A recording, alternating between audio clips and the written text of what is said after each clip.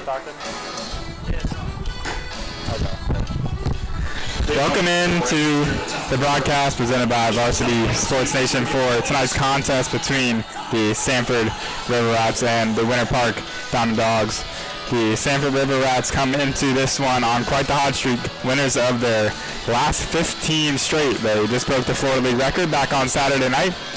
This game tonight marks each team's fourth consecutive time playing against each other. The Sanford River Rats have gotten the best of the Winter Park Diamond Dogs, who are 2-16. I'll get into that a little later. As that ball is hit on the ground to second, Odor collects, but the leadoff batter, Braden Calise, is safe. So the leadoff batter, Braden Calise, hits the first pitch that he sees off Diamond Dogs starter Newt Rocky. I'll get into him a little bit as well. And again, just want to introduce myself. I'm TJ French. No partner alongside me today. We may have a couple guests in some various innings, but we'll certainly see about that. But I'm excited for this one. The Diamond Dogs are losers of their last 8. Second such losing streak that they've had on this Florida League season. Again, they're 2-16, so lost the first 8 games that they played, won back-to-back games, and now are looking to get off the schneid again after 8 consecutive losses. 3 of those were to this Sanford River Rats team. As Stuart Puckett steps in, Rocky, that's a ball outside to even count at 1-1. So yeah, the weekend series, it was a 3-game set between these two. The first couple games were really close. A lot of good pitching in that one, but the Sanford River Rats were able to win both those games. And then the Saturday night contest was a bit more lopsided, as Sanford collected a fairly easy victory. It was due to a 5-run second inning. That ball smoked foul by Puckett. So yeah, the starter for Winter Park is going to be Newt Rocky. He deals with a man on first after the leadoff single to Calise. But Rocky is 6'2" right-hander out of Embry-Riddle, going into his junior season, and that's swung on and missed by Puckett. And that will be out number 1 here in the top of the first. Now batting for the River Rats, the third baseman, number 6, Dawson Harmon. I'm going to bring up Dawson Harmon. Gets you the rest of the River Rats lineup is Braden Calise to lead off, followed by Stuart Puckett, and now Dawson Harmon up to the plate. Cleanup batter Xavier Lopez, he's been on quite the tear, followed by Dawson Mox. That top 5 is pretty similar. And then following Mock, Anthony Rucco, followed by King out in left field. And the man behind the plate is Anthony Saliba, followed by Manny Santana and Cooper Pittman to round it off. Harmon sends one into shallow right field, and Kyler Lynn will camp under it for out number 2. Now batting for the River Rats, the first baseman, number 8, Xavier Lopez. That'll bring up Xavier Lopez.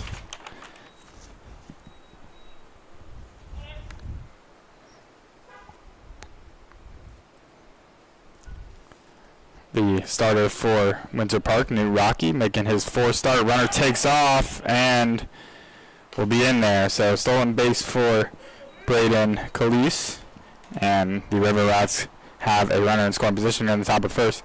Calise is the batting leader in the Florida League, has the highest average at just north of 420.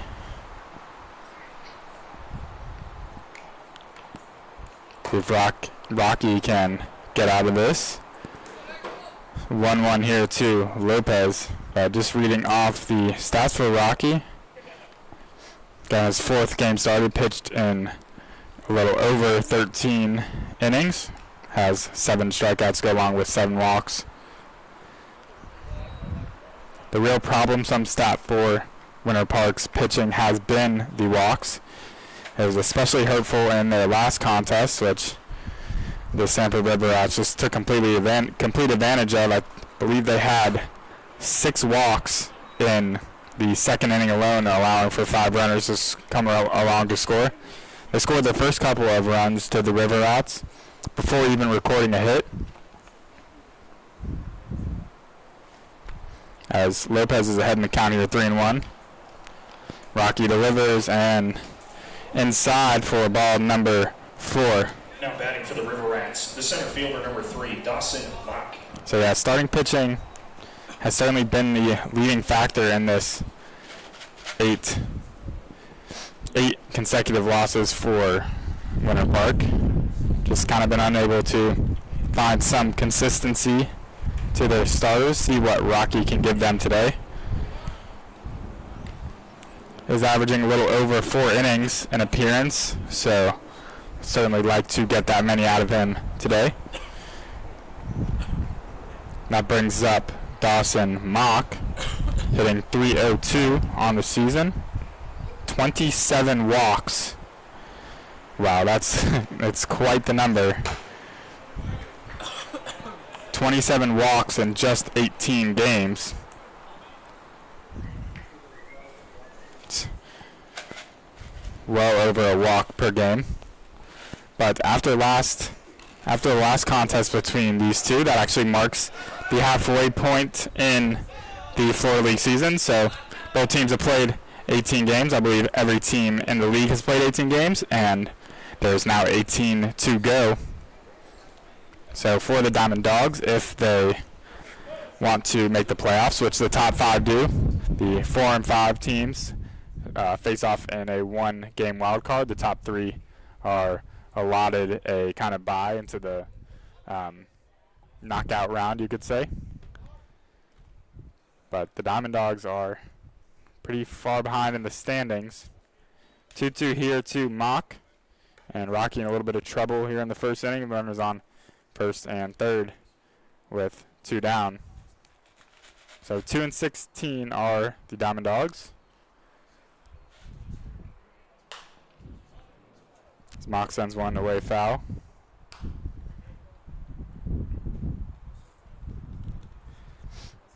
The next lowest team in the standing is the Land Suns. They're 6-12. They got off the schneid. They had lost 11 in a row, but won their last contest against Orlando. Runner takes off, and that's looked at for strike number 3 on Dawson Mock. So good job by Rocky to get out of the first inning here unscathed, and the Diamond Dogs are set to bat for the first time here at Oliphant Stadium, located on the Rollins College campus.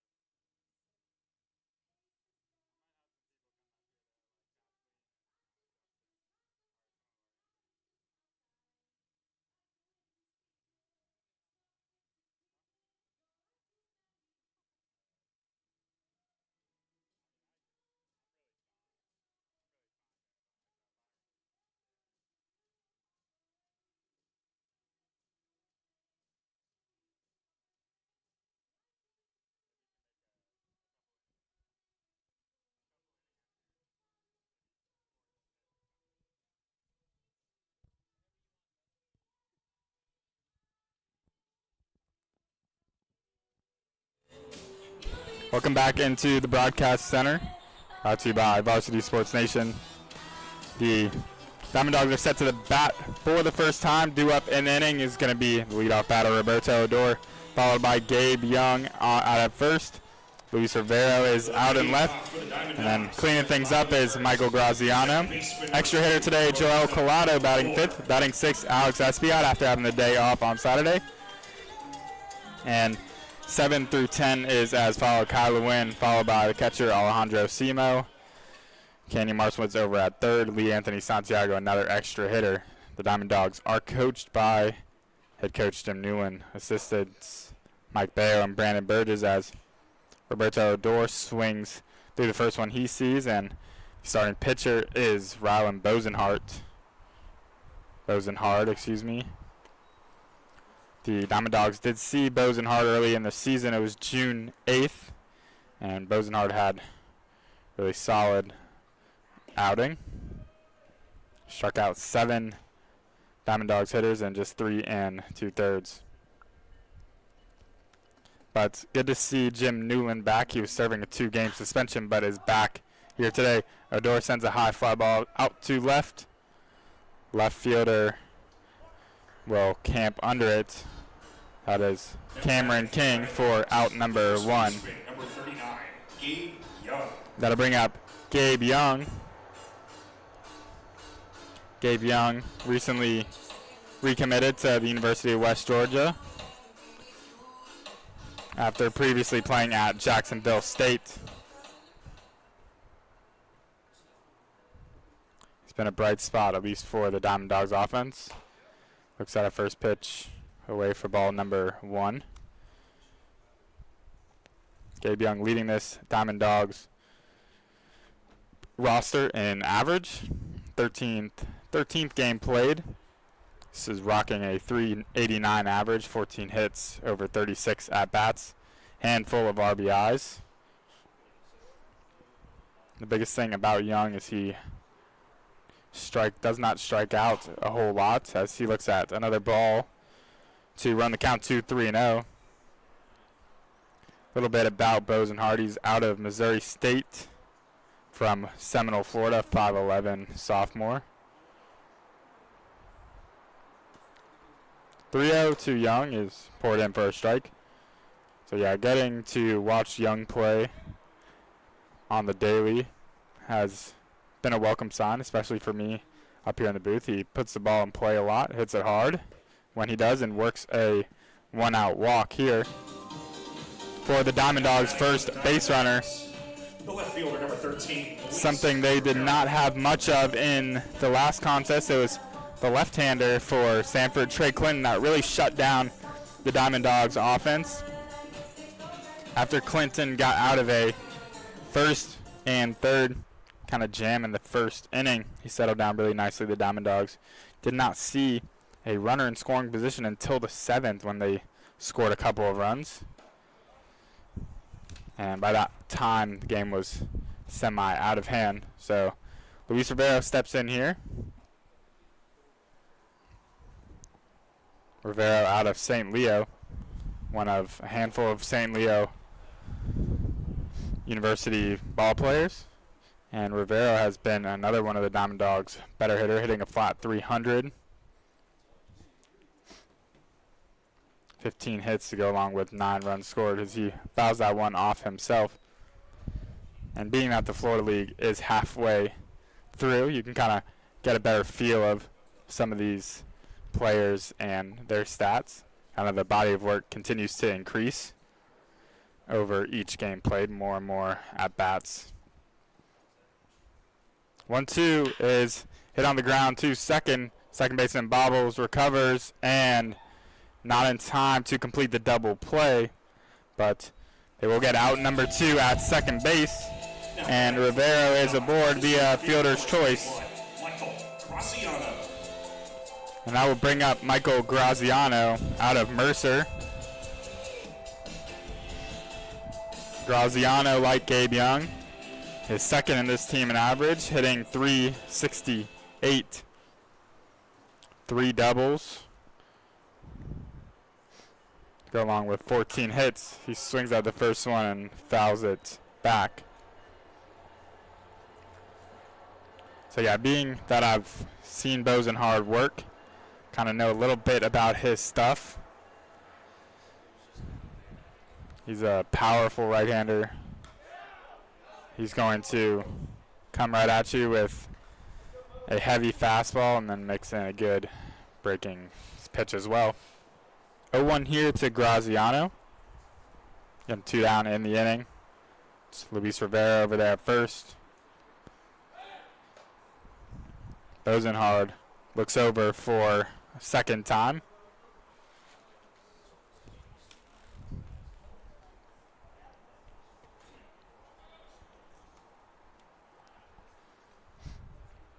0-1 is a little high for ball number 1.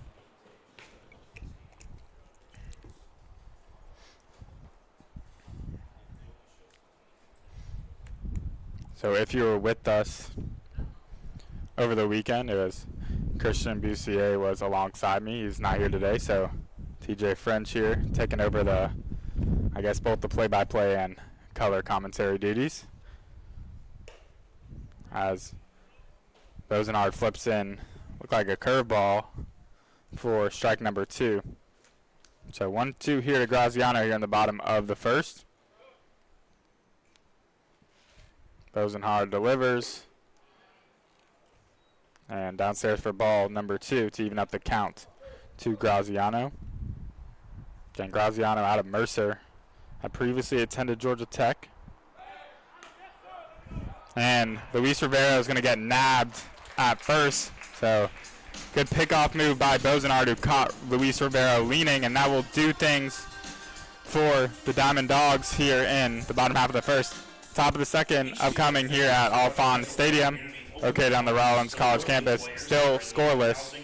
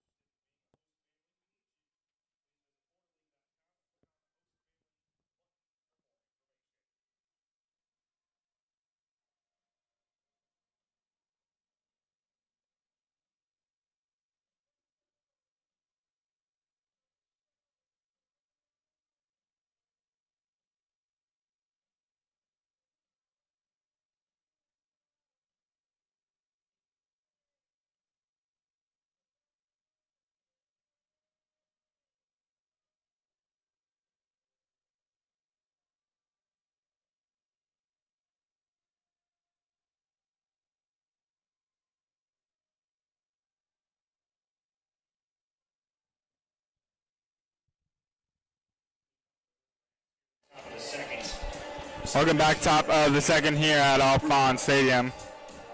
Again, just to recap, this is the final game between these two after what is now being 4 consecutive games played.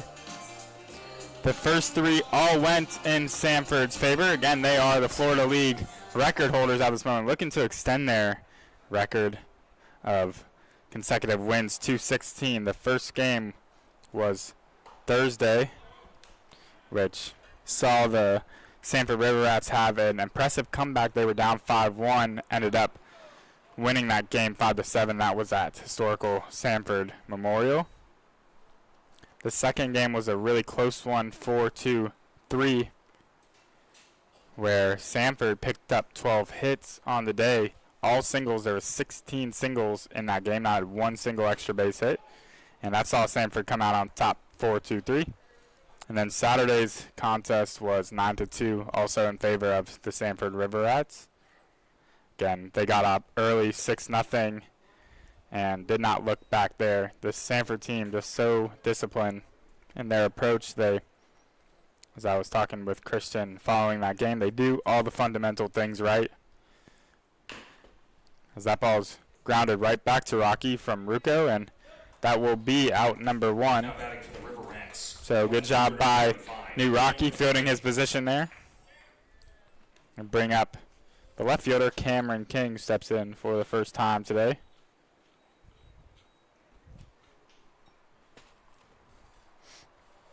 The River Rats are just, so disciplined in their approach.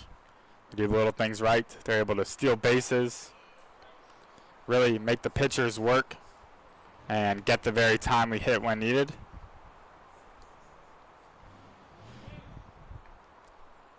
Rocky delivers another pitch in there for a strike. So quickly ahead here, and the count is Rocky.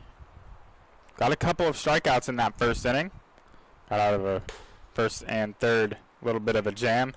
That misses away to Cameron King.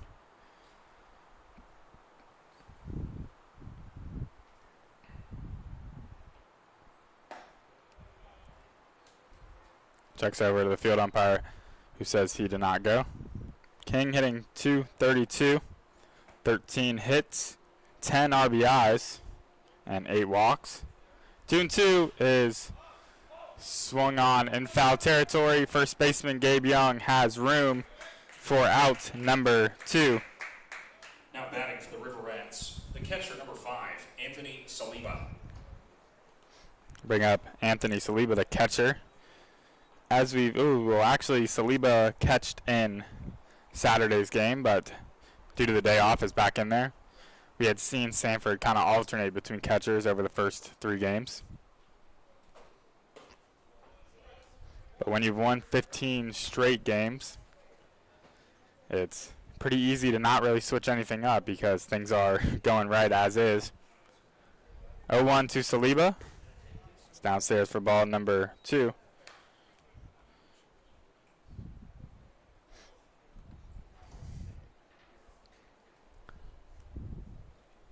Swung on and missed by Saliba, so down on the count here, 1-2.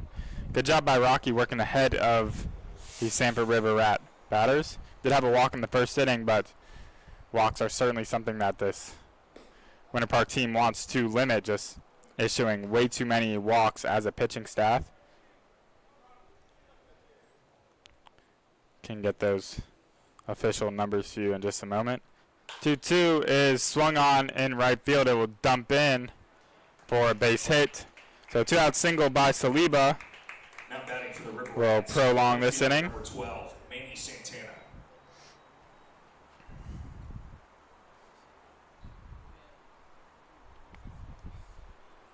116 walks issued by Diamond Dog pitchers. And when you've played just 18 games, that is a high amount per game. Certainly over 5, probably creeping up towards 6 or 7 walks per game issued by Diamond Dogs. And that's going to get into right center field.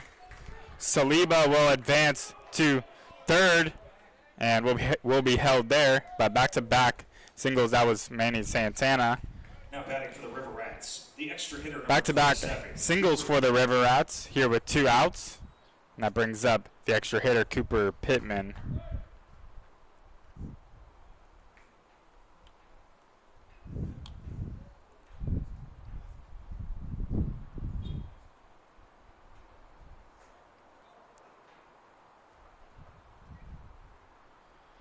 Yes, nearly 6.5 walks issued per game by the Diamond Dogs pitchers, and again, just too much. First pitch is into Pittman for a strike. So big at bat here on in the early going, with runners on first and third for Sanford with 2 outs here in the top half of the second.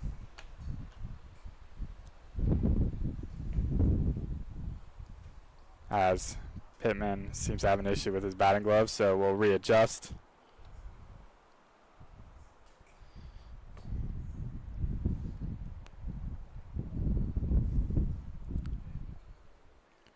The starter Rocky, though, has been pretty good with controlling the walks, as he is quickly ahead here 0-2 to Pittman. As I said in the open, Rocky has just 7 walks and what is now over 14 innings. 0-2 is swung on and missed. Ball in the dirt. Simo will collect and throw over to first for out number 3. So good job by Rocky, who gets strikeouts to end both the top of the second and top of the first to get out a little bit of a jam. We're still scoreless here at Alphon Stadium. The Winter Park Diamond Dogs are set to bat.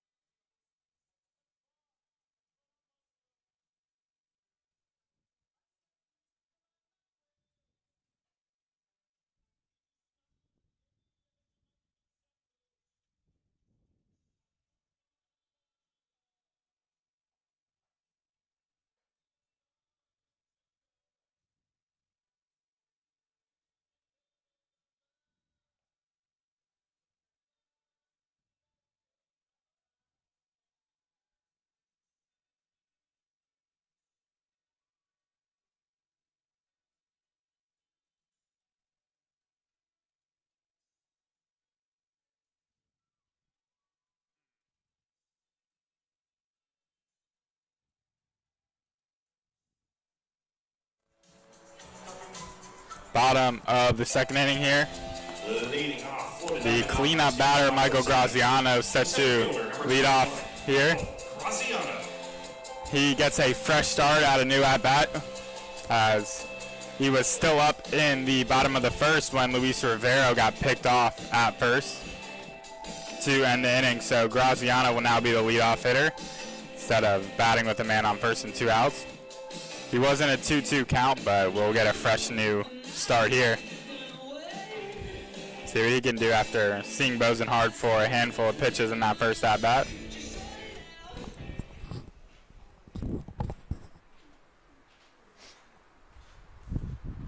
First pitch from Bosenhard is inside for ball number 1.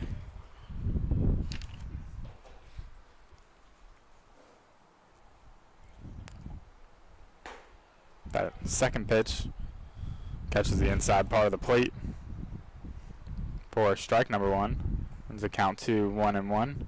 Graziano hitting .368 on the season, 4 RBIs. Flies one out to right. The right fielder Santana will camp under it and make the play for out number 1. The Dawgs, the extra hitter number 6, They'll bring up Joel Collado, extra hitter today, but when he's not the EH, he is found behind the plate.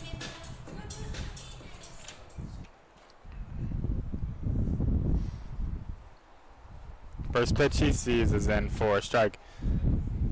Winter Park is much like all the other teams. They typically alternate their catchers, don't have them catch on back-to-back days.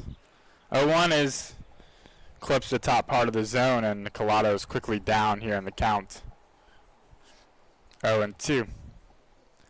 Yeah, so as I was saying about Bosenhard, he is a quick worker, gets ahead of the count, will put you away with that breaking stuff.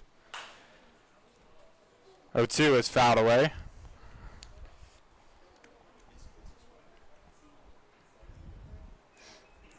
Bosenhard has a 4.50 ERA. He's making his 4th start over 12 innings. Collado grounds one to second. Easy play over there for out number 2.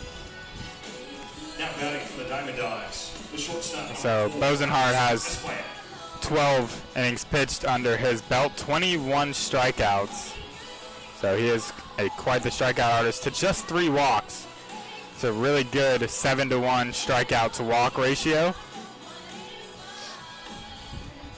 And has only given up just 11 hits, so under a hit allowed per inning. As that brings up the shortstop, Alex Espiat.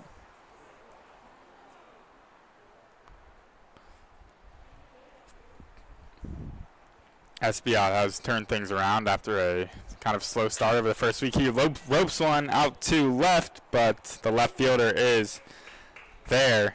So hardly hit by Espiat, but the side is retired in order, as we are still scoreless here, headed to the top half of the 3rd inning here at Alfond Stadium.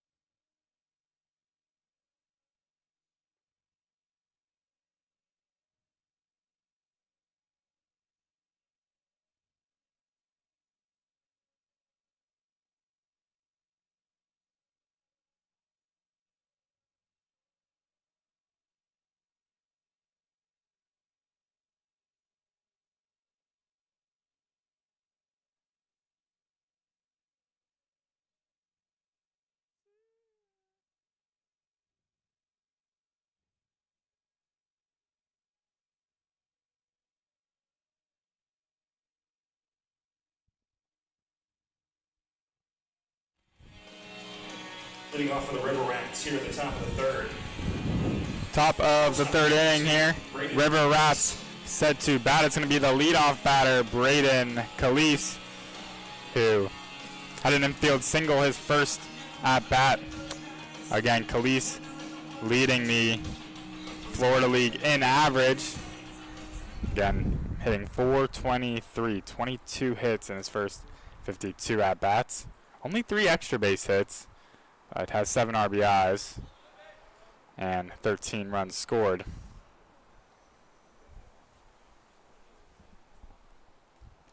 So this Sanford team is leading the Florida League in a bunch of categories, or even their players, as he hits one hard on the ground at third. Marszewitz makes a nice play, comes up firing, but sails the first baseman Young, and Braden Calise will be in to second.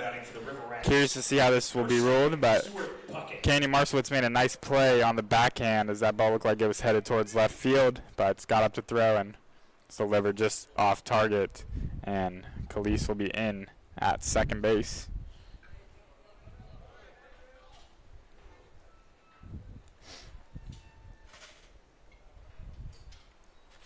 So, nonetheless, it's a leadoff batter in scoring position for the River Rats, and that brings up Stuart Puckett. 14 RBIs on the season. First pitch he sees, swings at, and misses. Looked like a good changeup there by Rocky.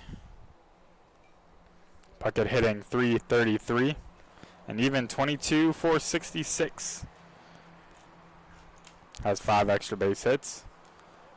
0-1 here is just outside for ball number 1. And another thing that makes this River Rats lineup so hard to face is the top of their lineup gives you no breaks. They're all really productive hitters.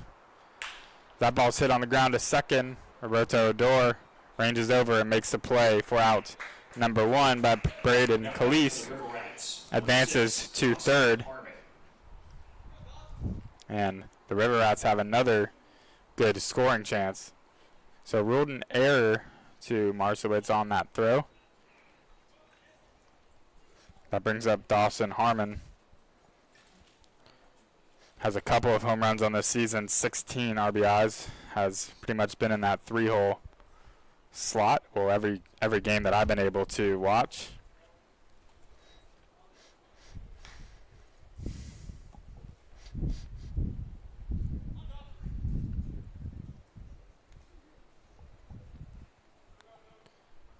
One out to Harmon is just a little outside for ball number 2. One difference about this River Rat lineup is Dawson's brother Drake is also on the team, but he is out of the lineup today. Likely a scheduled day off. 2-0 is in the dirt to run the count 3-0 to Harmon. Harmon will be attending the University of South Carolina in the fall. Good program there. SEC school. 3-0 is in there for a strike. And speaking of SEC, congratulations to LSU Tigers. They are the 2025 NCAA Division I champions. That's 6 straight years for an SEC school to win it. As Harmon takes a healthy cut, but fouls it back to run the count full. It's LSU's second time winning in the last 3 seasons. They defeated Coastal Carolina in just 2 games. Kind of a wild game yesterday if you tuned in. Payoff pitch to Harmon is fouled back to keep the count full, as Coastal's head coach actually got ejected really early in that game.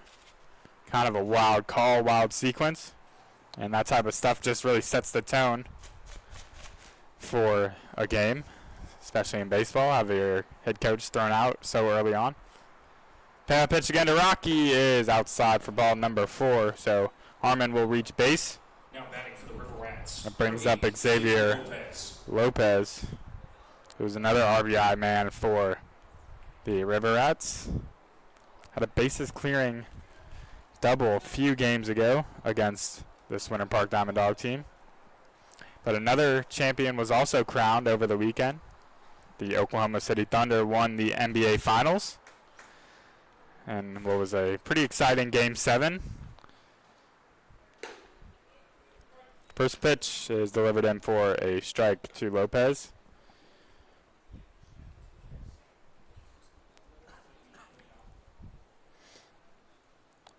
So runners on first and third here on the top of the third. As Lopez ropes one in the gap. That is going to get down and reach the wall. Calise will score. And Lopez will be in to second with an RBI double. And the River Rats have scored first in this one, thanks to a double by Xavier Lopez. That ball was struck very well. Harmon will advance to third, so the River Rats still threatening here. That brings up Dawson Mock. 27 walks on the year to go along with 23 stolen bases. I'm pretty sure those categories both lead the Florida League. See, swings at the first pitch he sees and fouls it right back towards myself. But Mock also hitting .302, so the top 5 batters in this River Rat order all hitting above 300, and that type of production is what will allow you to win 15 games in a row, certainly, as they have received so much production from those top 5 batters. And even Anthony Rucco, who is batting 6, is right there at a .267 clip.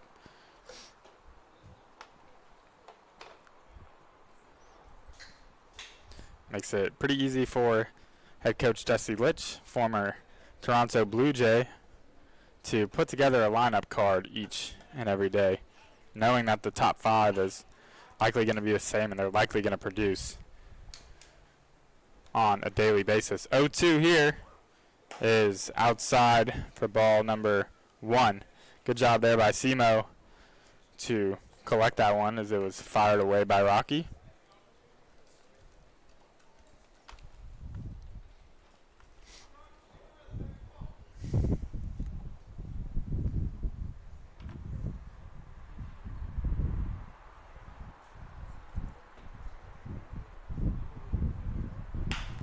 That ball is grounded to the second baseman, Odor, who comes home and nabs Harmon at the plate to cut down a run. Good heads-up play there by the second baseman, Odor. Number 13, Anthony Rucco. And the Diamond Dogs are just 1 out away here from getting out of this.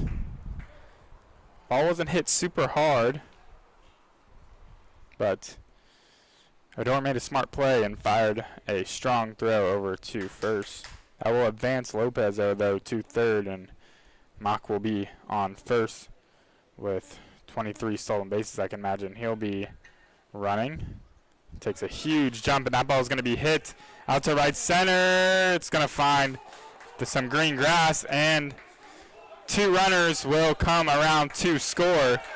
So that was Anthony Rucco, who adds a 2 RBI double.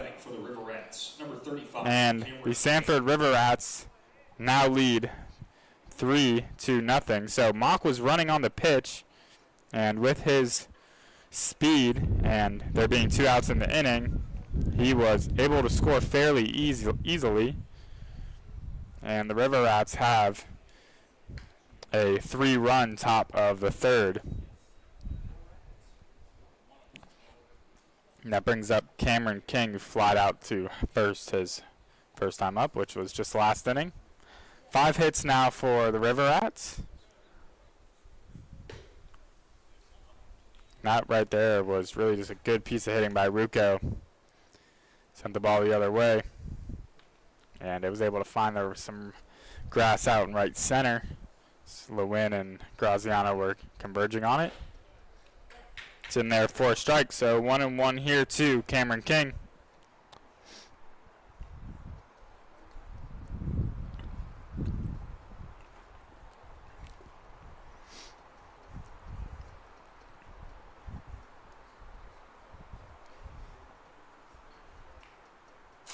One is downstairs for ball number 2.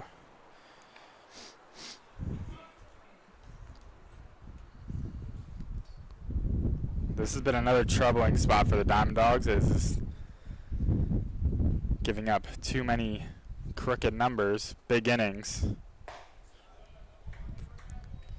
can kind of put you behind in games, especially when you give them up or give up 3+ runs in an inning early on in the game, like before the 4th inning.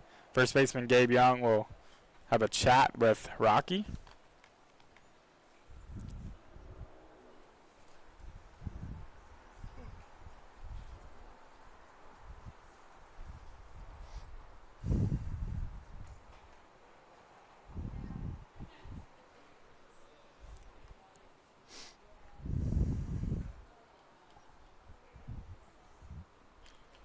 So both will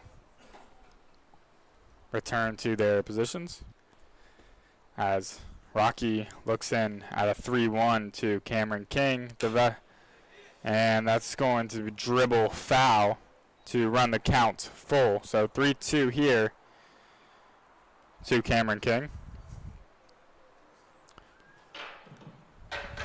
Full count, 2 down in the inning. Ruocco over at second after a 2 RBI double.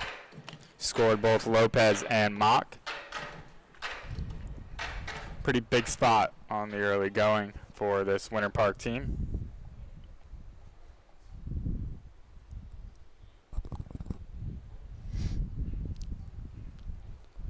"3-2" is hit hard back to Rocky, who will field his position.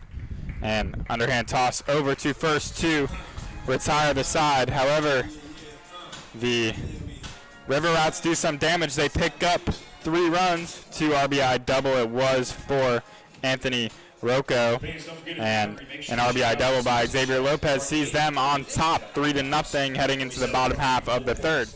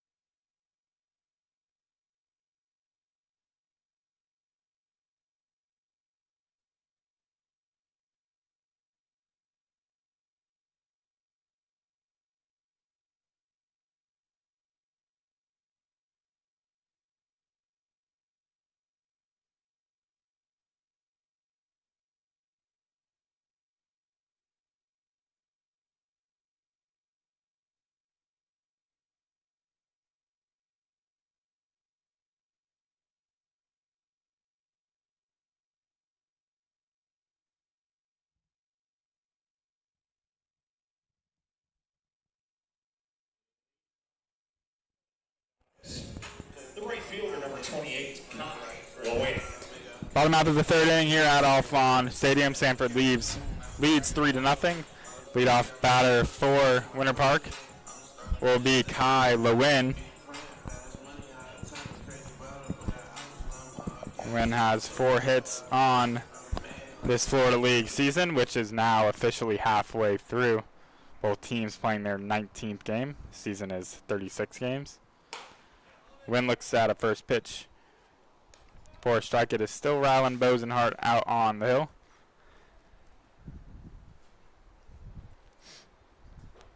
Bosenhart working pretty efficiently as Lewin fouls that one off and is quickly behind in the count here, 0-2.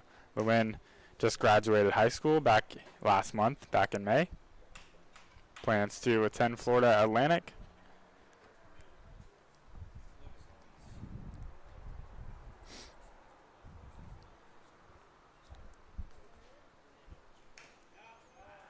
That ball was fouled off, but the catcher Saliba unable to collect it, and he'll need a second. So that one looked like it nicked off his leg area.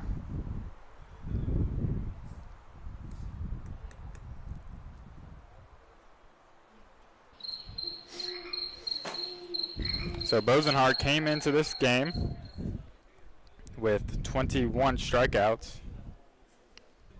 Has yet to record a strikeout here today. And the Diamond Dogs hitters do strike out quite a bunch. 180 strikeouts over their first 18 games. 0-2 is out and away, so I can do the math on that one. That's going to average out to 10 strikeouts per game for these Diamond Dog hitters. Just a little too much. 1-2 is outside for ball number 2. When you're allowing the other team to get really about 40% of their outs via the strikeouts. 2-2 is swung on a miss by Lewin, so there's the first punch out of the day for Bosenhart, and there's one down in the inning. The catcher, number 1, Alejandro Simo. Brings up the catcher, Alejandro Simo. Simo has played well lately. Good to see him in the lineup today. Hitting .318 with a couple of RBIs, a couple of runs scored, and a few extra base hits. Looks at the first pitch for a ball. And the next pitch is poured in by Bosenhart, and that will be strike number 1 to Simo. Bosenhart just 33 pitches, and Simo swings through that what looked like a slider for strike number 2. So making pretty strong, quick work out of these Diamond Dog hitters. 1-2 is looked at for strike number 3. Like that clipped the outside part of the plate. And that's back-to-back strikeouts for Bosenhart. That brings up Canyon Marszewicz, the third baseman today.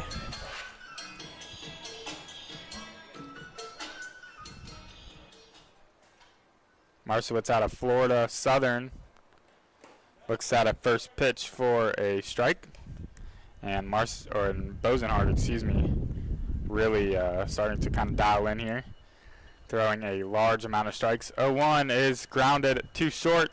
That's Braden Calise over there. Fields and makes a strong throw. So the Diamond Dogs are retired in order for the second consecutive inning. We're headed to the top half of the 4th. We may or may not have a guest to come along, but stay with us here at Alfond Stadium.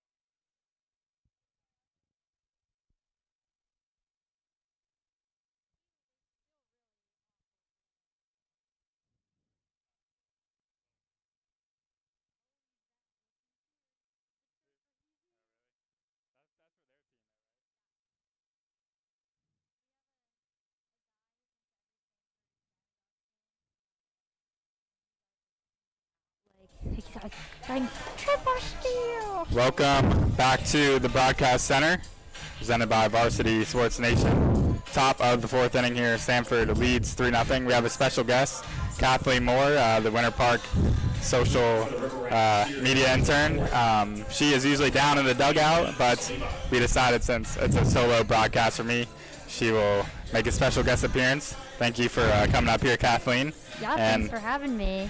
So the Diamond Dogs, as you know, they've lost 8 straight. It's their second such time losing 8 straight games.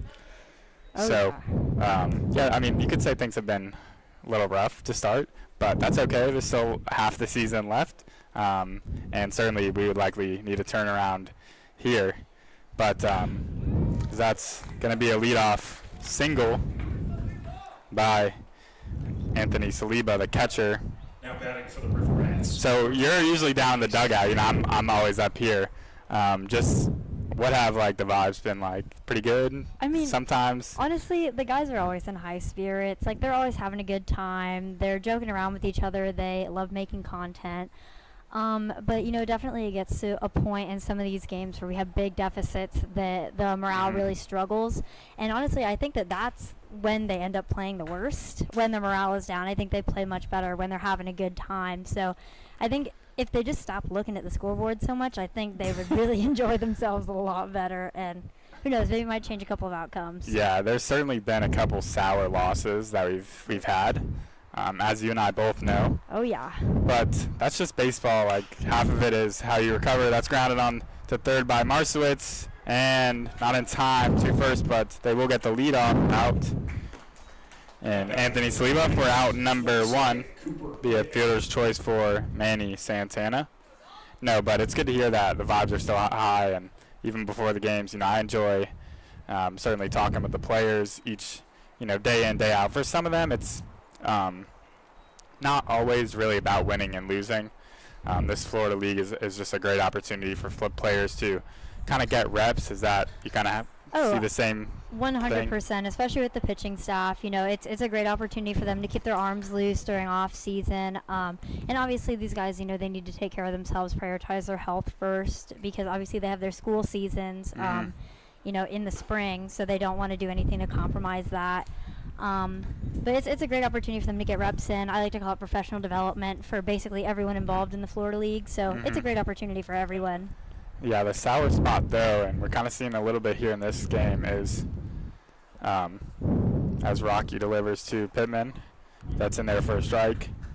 That puts Pittman behind 0-2. Is, you know, there's been a handful of games where they've gotten out to really early deficits, and you know, whether it's a 3, 4, maybe 5-run inning early on in the game, that can really hurt them. And yeah, I mean, I just wanted to get your take kind of on that. Do you like? Yeah, from what I've found, they'll have a really bad inning. They'll have one bad inning, and then it kind of snowballs from there. Because again, that's when morale goes down. That's when they stop having fun, and they just get in this mindset where they just feel like they can't come back, and so it's kind of like a giving up mindset. But I would really love to see them turn that around. Obviously, like, changing your mindset is one of the hardest things to do, especially in baseball. It's a complete mental game. Hit card on the ground too short, and that will be an easy double play. Do you want to stay on for the? I do need to go film their at-bats because they do ask for the videos, but I can definitely come back at the top of the 5th if you'll have. Yeah, of course. Well, that was quick, kind of a quick inning, thankfully, for Winter Park, but that was Kathleen Moore. She will, I guess, join us in the top half of the 5th inning.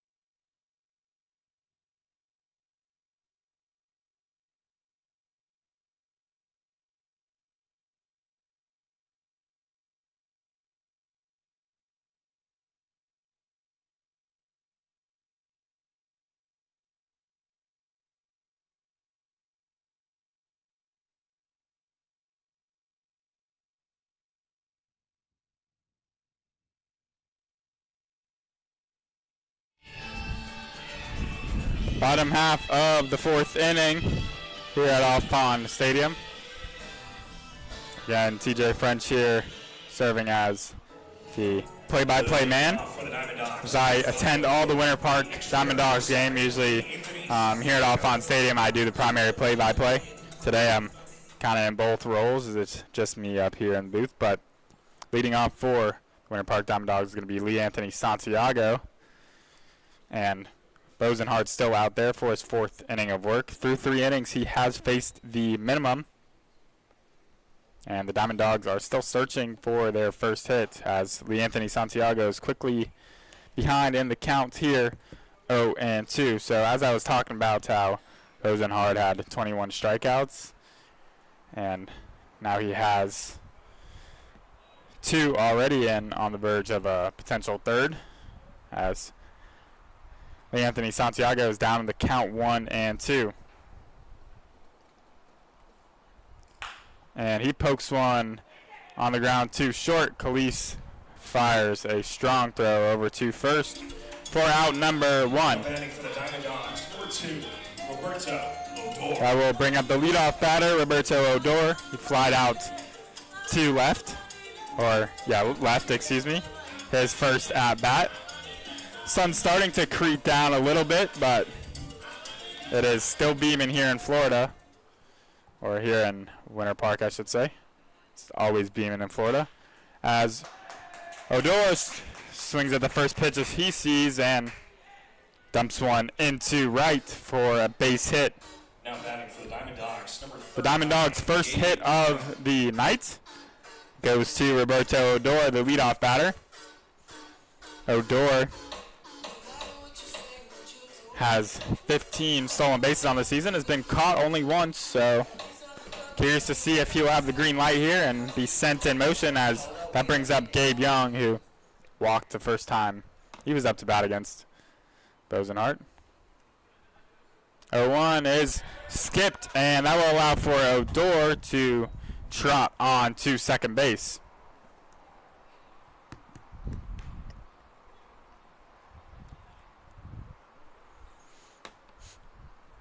So the Diamond Dogs' first real chance, their first runner in scoring position on the day.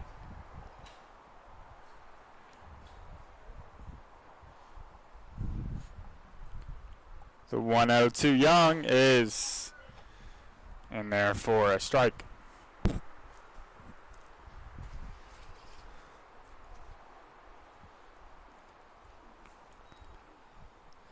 So 1-1 here to Young. And Roberto Odor out there, second base. As Young swings through a good, what looked like changeup by Rosenhard.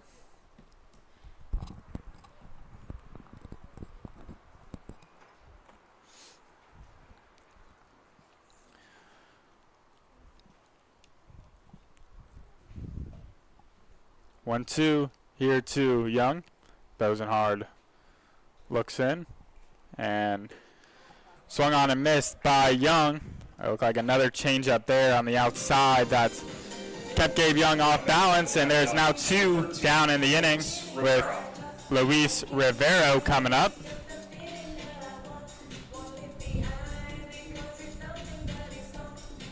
Rivero avoided the double play in the first inning, but was picked off at first to end the inning. First pitch is in there for a strike. And Rosenhard really working efficiently. He's through 3 2/3 here, has thrown just over 45 pitches. 0-1 is slapped foul. Takes a big hop out there in the parking lot. Like no damage was done though, but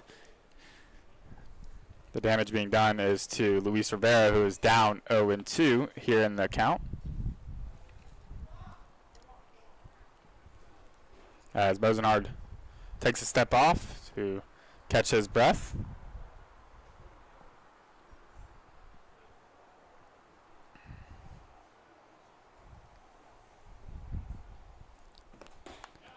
And that's a little bit outside and low for the first ball of the count.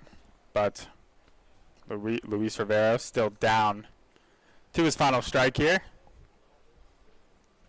Rosenhard looks in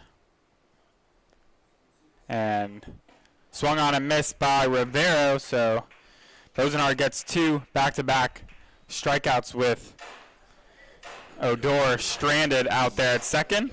As we head to the top half of the 5th inning, I believe Kathleen will join us as well, as the River Rats still lead 3-0.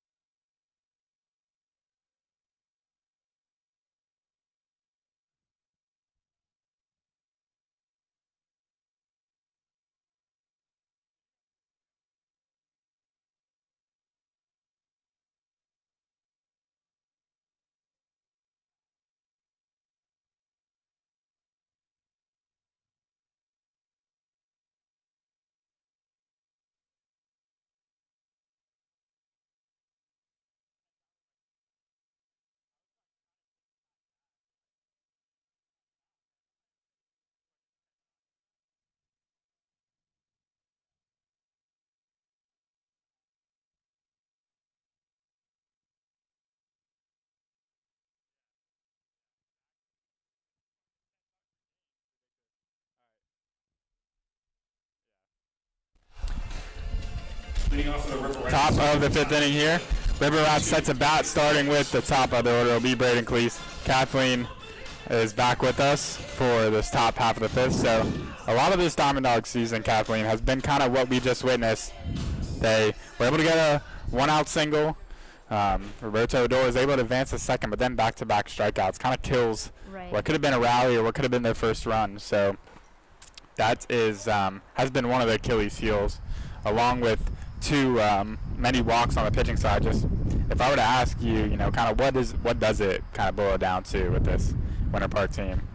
I mean, honestly, not swinging in enough fastballs has been a really consistent issue, and just honestly not having enough competitive at-bats. There are a lot of pitches that the guys should be taking that they're not, and obviously I don't play baseball, but like I'm hearing the chatter from the coaches, from the team themselves, and it just like completely ruins their own momentum. Like it's kind of like stabbing themselves in the heel, you know what I mean? Yeah, so Khalees fouls one off his foot. No, very well said. Very self-inflicting wounds, kind of not being able to get out of their own way has been a real issue. Like runners in scoring position with less than 2 outs, they've in some cases been unable to get the big hit there in those spots. And then on the pitching side, sometimes it's too many walks, can certainly lead to some of these innings getting out of hand. Or then we have issues like a few innings ago where we're trying to steal bases, be competitive, but it's too many attempts over and over again, and the pitcher's got it figured out, and getting thrown out. At a point, it becomes you're hurting the team more than helping the team with trying to steal bases. No, so exactly. You never want to make the final out of an inning being like picked off on the bases or caught stealing, which is what happened. With a batter like Graziano up to bat, who usually is able to deliver a really good AB. So 2-2 here to Khalees, who again leads the Florida League in average, is 1 for 2 today. He reached on that error by the third baseman Marcewicz in his last at bat and came around to score, which kind of was the catalyst for that 3-run inning. And he swings through this one for out number 1. And no, I think you had mentioned that about Newt still being out there. I mean, I like it. He's able to throw strikes. He's not walking batters. Right. Got hit around a little bit in the 3rd inning, but other than that, has delivered a pretty solid outing. I struck out a handful of batters as well. Yeah, I think his pitch count is about 60 maybe for the game so far. Around there, so this will likely be his last inning. Right. But still, to give 5 is certainly a good thing. Definitely. And it's nice to see in comparison to, sometimes we're going through 5 pitchers in one game because guys aren't delivering how they're expecting to. No, and especially over the past couple series, starting pitching has been a big issue, as we have known in the last game that we played. It was a big issue. Yeah, and the bullpen is just getting smaller and smaller as the season goes on. We started with 30 guys on the roster, and we're down to 18. And that's just, unfortunately, that's just how a league like this can go sometimes. Sure. Especially with Coach Newland not being able to coach prospects because of being on the Rollins coaching staff. So 3-1 here to Stuart Puckett. And what have you seen just a little bit out of this, as that's going to be a 1-out walk by Puckett, just out of this Sanford team? They've won 15 in a row. Right. We've been, I believe it's 5 of those wins, so potentially 6. What have you seen just from them? They're obviously a really well-balanced squad. Right. I mean, I think what it boils down to is Sanford is the talent. And what is it? They have 4 D1 players on their team. Yeah, they have a handful of them. They've had great retention throughout the season as well. But, they're just really able to rally around each other, and what they do is they build off of one another's success. I think they do a really great job with making their batting order every day. Like Jesse, he does a great job with that. And it just leads to really successful innings for them. And their pitching staff is obviously pretty fantastic. Yeah, so that'll bring up Dawson Harmon, though, and you make a lot of good points there. And it goes down to the recruiting a little bit. They have some of their players are on some of the premier Florida schools. There's a couple of UCF players, a couple of USF players. My classmate, Braden Cleese. Yeah, he's really good. Yeah. And They also have they have Harmon's brothers up to bat now. Drake goes to Tampa, which is a premier D2 program. Right. Harmon himself goes to University of South Carolina, a Division I SEC program. So yeah, their roster is built very well, and a credit to head coach Jesse Litch just again for that kind of recruiting aspect of it. You know, who doesn't want to play for a former Major League Baseball player, right? Especially pitchers. Especially because a lot of the guys that he's recruiting, you know, they're looking to get drafted. They're looking to get called up one day. Harmon on the ground, and it's going to be a double play. So both times up here, your time has been cut short. But that was a really nice play by shortstop Alex Espiat.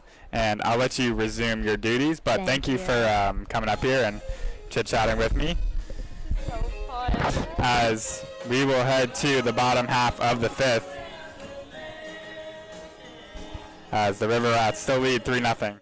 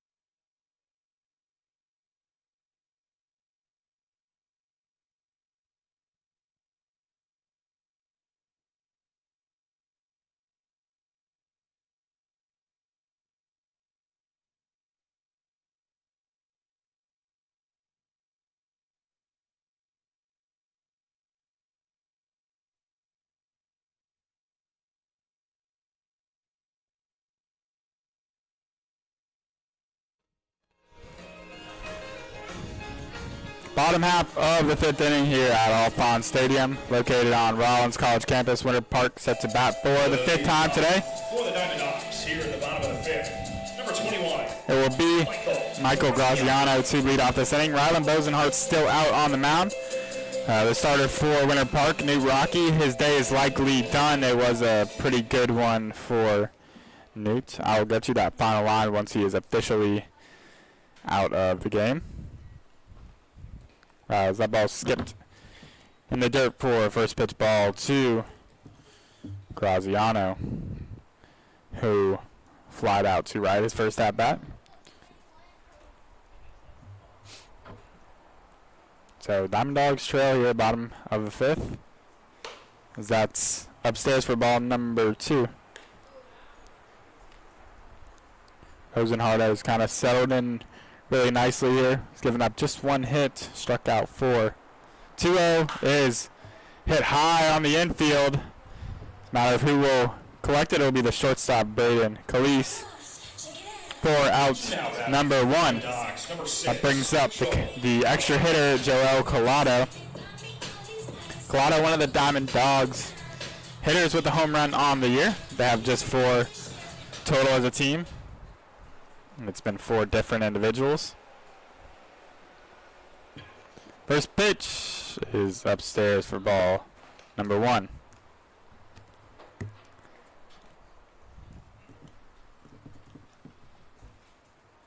Collado hits one high out to right, and that will be hauled in by the right fielder Santana for out number 2.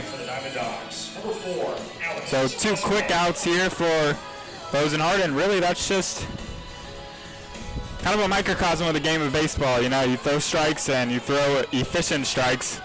They're going to get outs, especially this Diamond Dogs team who has not really shown the ability to put the ball and play hard.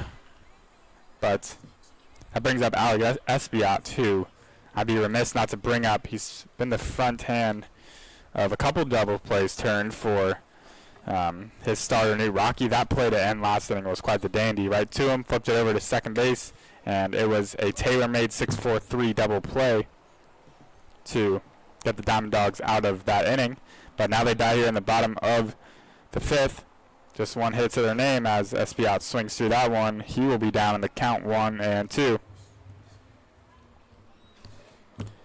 just getting down in a lot of counts.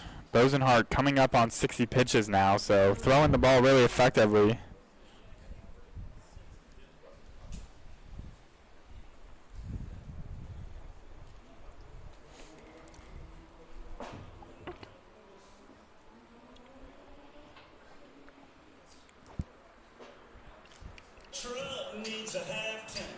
As looked like Saliba got nicked on that foul ball by Espiat.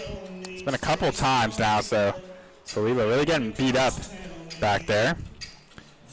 Curious to know if they'll make a change potentially later on in this game, get him off his feet.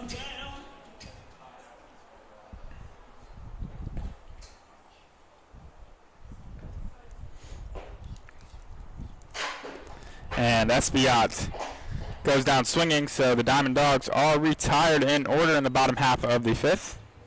As we head to the top half of the sixth, Sanford still leads 3-0. New pitcher.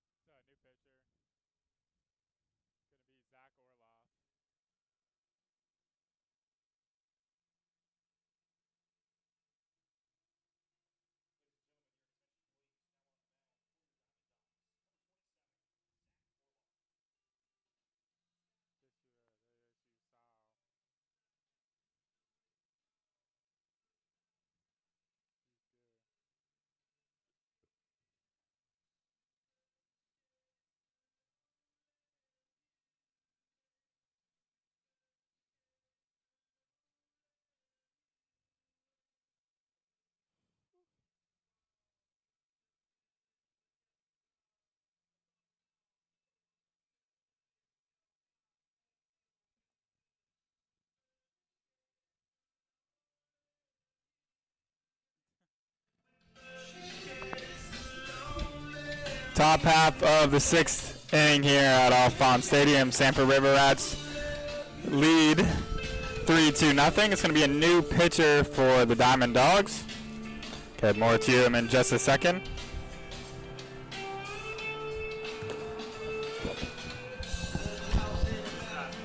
Leading off for the River Rats here in the top of the sixth. Number 8, The new pitcher is Zach Orloff, appearing in his 7th game all out of the bullpen. 9 2/3 innings pitched, 13 walks, 13 hits allowed. Coming in looking to piggyback off of Newt Rocky, the starter, who had a good little outing. Did Rocky? Went 5 innings, gave up no earned runs on 6 hits. Struck out 4 batters. So all the runs charged were unearned to Rocky.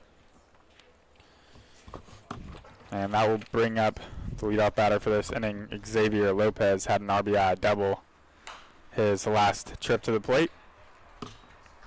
And as another guest joins me, it's going to be one of the Winter Park Diamond Dogs team ops intern, Justin Baltez. Hey guys, Justin, how you guys doing? Justin, good to have you.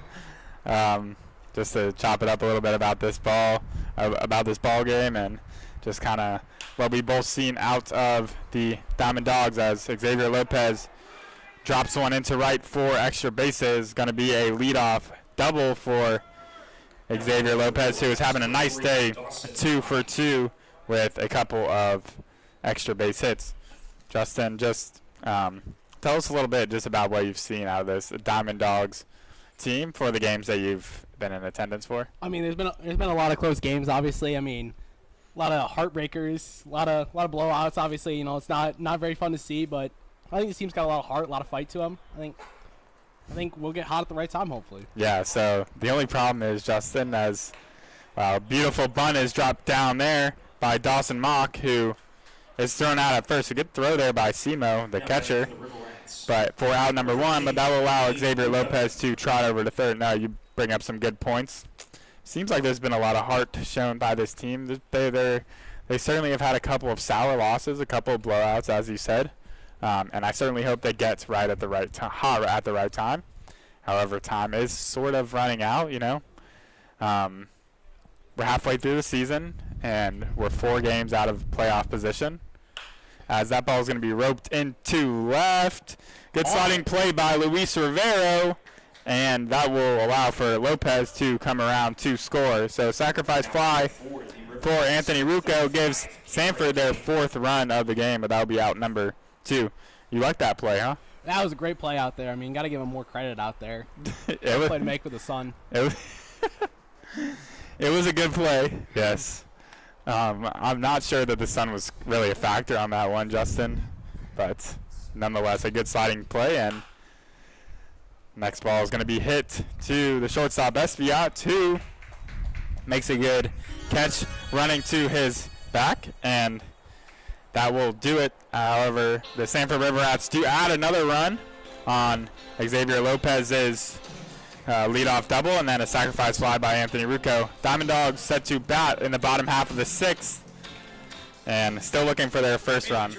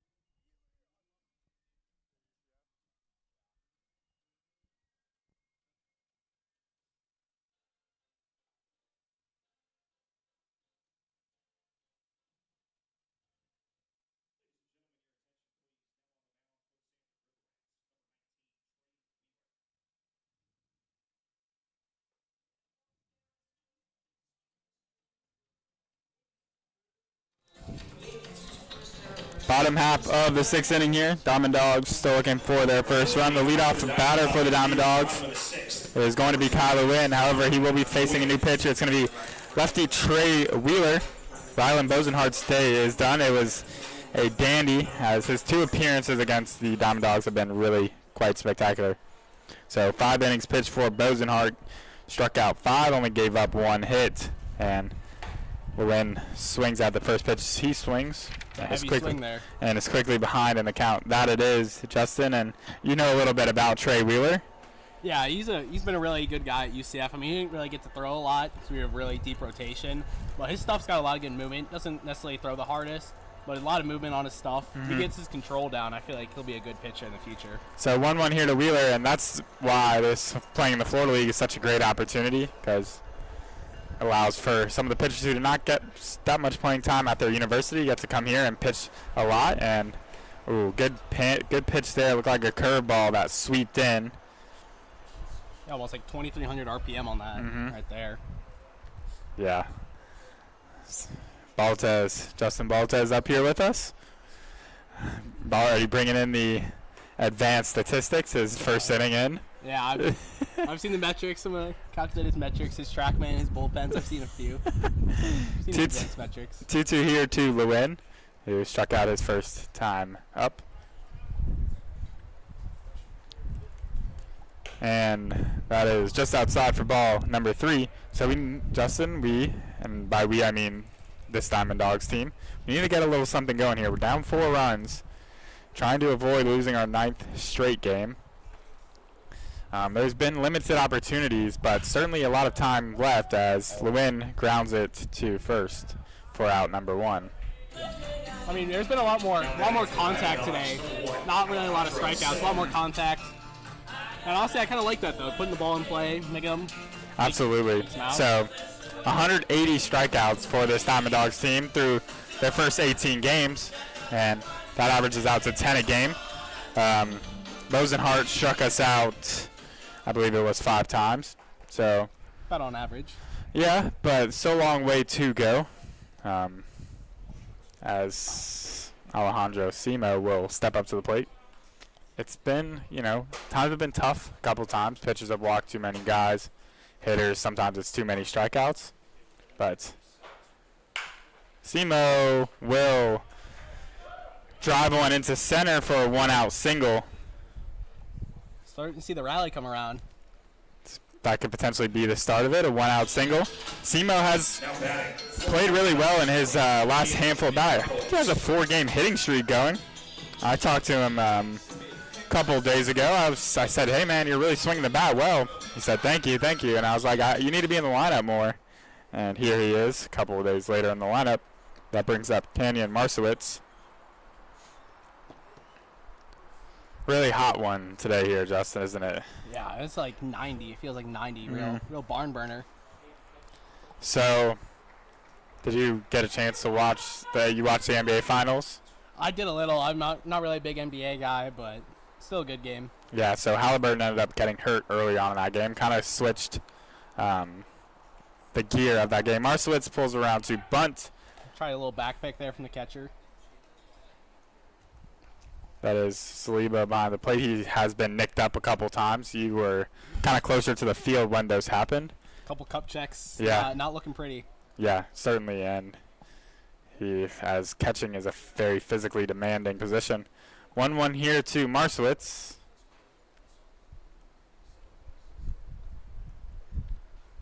Is inside for ball number 2.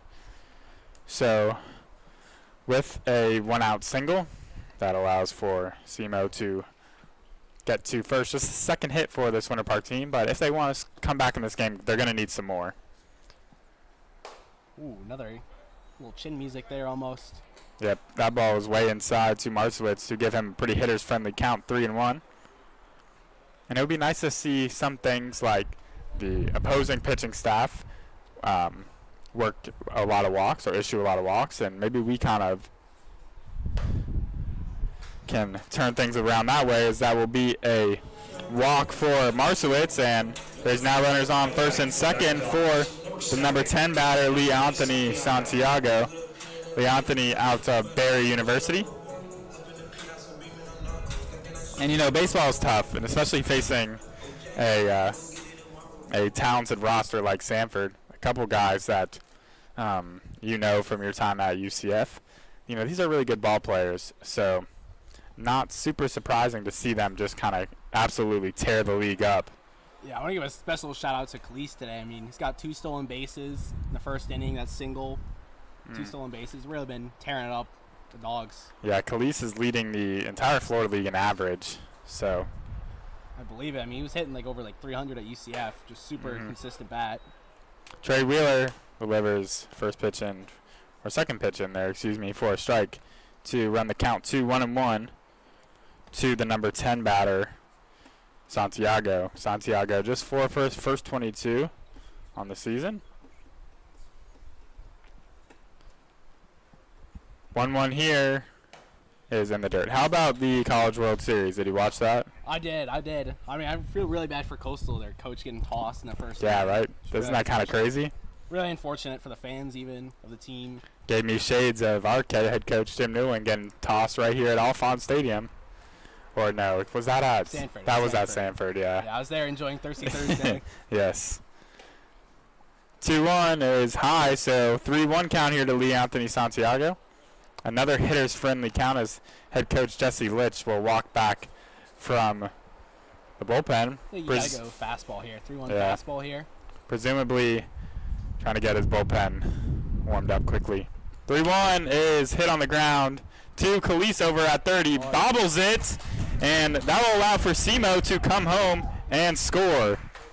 The first run of the game for the Winter Park Diamond Dogs, as it's a little infield single for Santiago. Doesn't get out of the infield. And the Diamond Dogs have a little something cooking here. First and second with just one out. Hey, as I say, don't let the Diamond Dogs get hot. Yeah, maybe it's your good juju in the booth. You got assistant coach coming out here, maybe make a mound visit. Yeah, so I believe that Jesse Litch, he's quick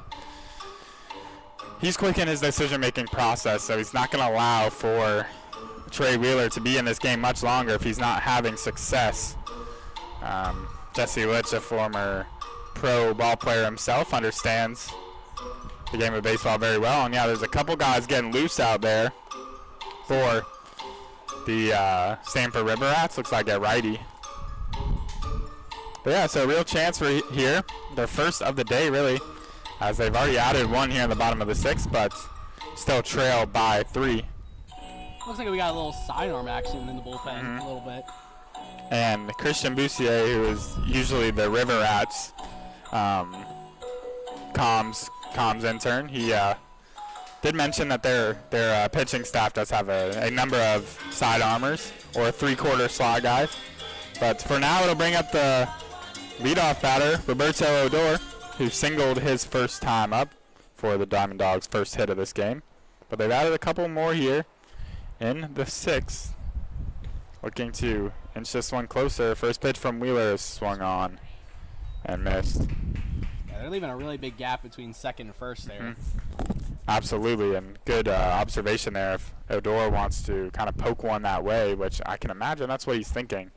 Odor is a very intelligent player, and that's exactly where his 4th inning single was hit to.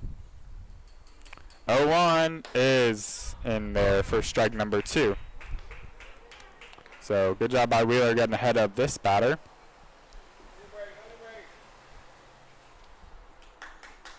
So LSU ends up winning the College World Series. They were really well-built team.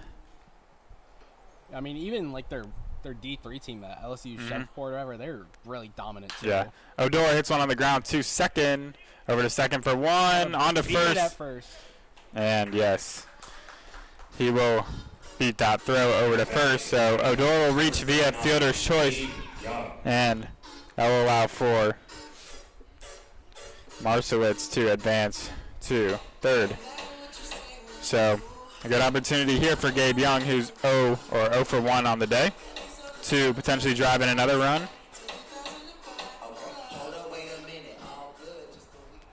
But Coastal had came into the series winning. It was like 20 straight. Yeah, something. They were 26 really straight. hot. Runner retreats back to the bag after a pickoff attempt by Wheeler. Question is, your guy on first here, Odor. Do you want to steal here? Try and break up? Play him here maybe? Or do you?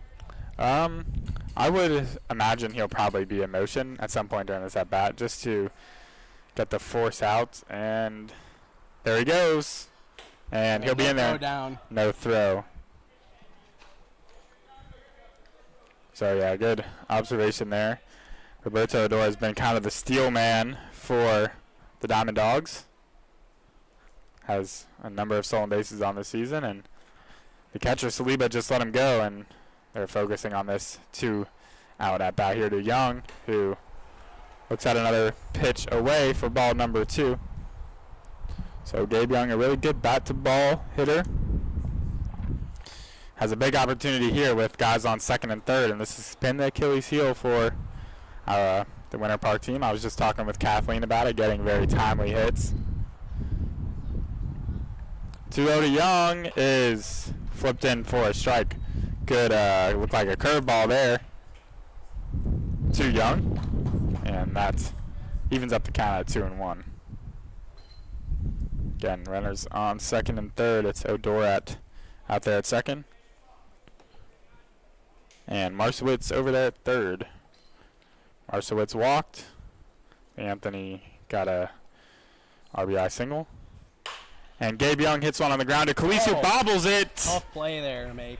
And that will allow for another Diamond Dogs runner to score. So Khalees, who is usually as sure-handed as it gets, lets a couple balls boot off him in this inning, and that allows for another runner to score. We'll check the ruling on that, but I can imagine it'll be an RBI single for Gabe Young. And now there are runners on first and third with the number 3-hole batter, Luis Rivero. Things getting closer here in the bottom of the 6th. Maybe you just are good luck. Maybe the Dogs are getting hot. As hot as the weather, dare I say. Yep. Luis Rivero looks at a first pitch in for a strike.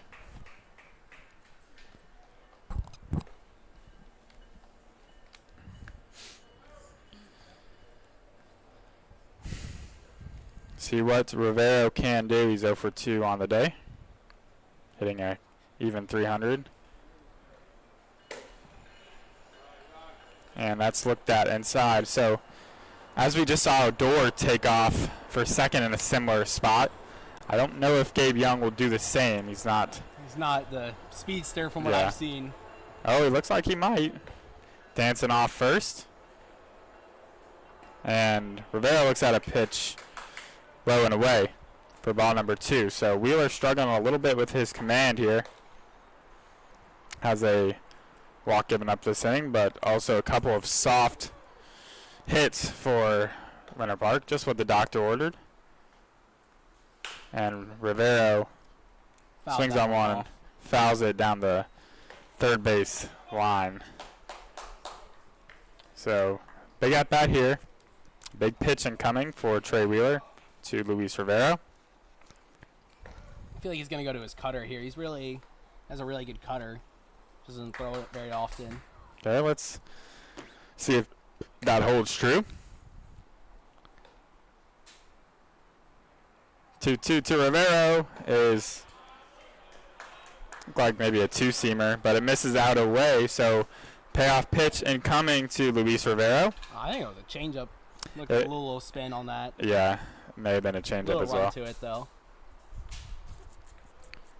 Payoff pitch to Rivero is looked at for strike number 3 to retire the side. So, but the Diamond Dogs do pick up a couple of runs to kind of get closer in this one, as Sanford still leads 4-2, headed to the top half of the 7th here at Alphon Stadium.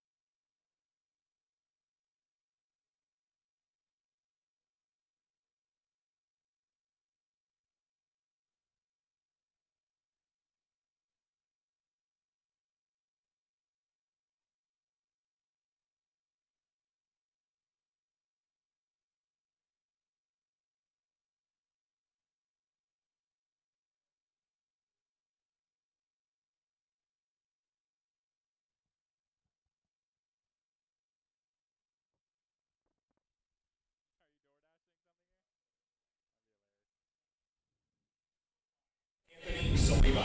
Top of the 7th inning here at Alfond Stadium. Kathleen Moore in to join me for this half inning once again. So they picked up 2 runs, did the Diamond Dogs in that last inning.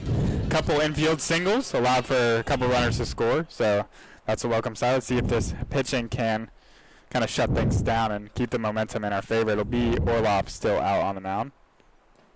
And that first pitch to Saliba is swung on in the turf and missed. So, yeah, pretty good inning for the Diamond Dogs there. Yeah, I'd say so. It was really nice to see them get really excited about having some runs scored.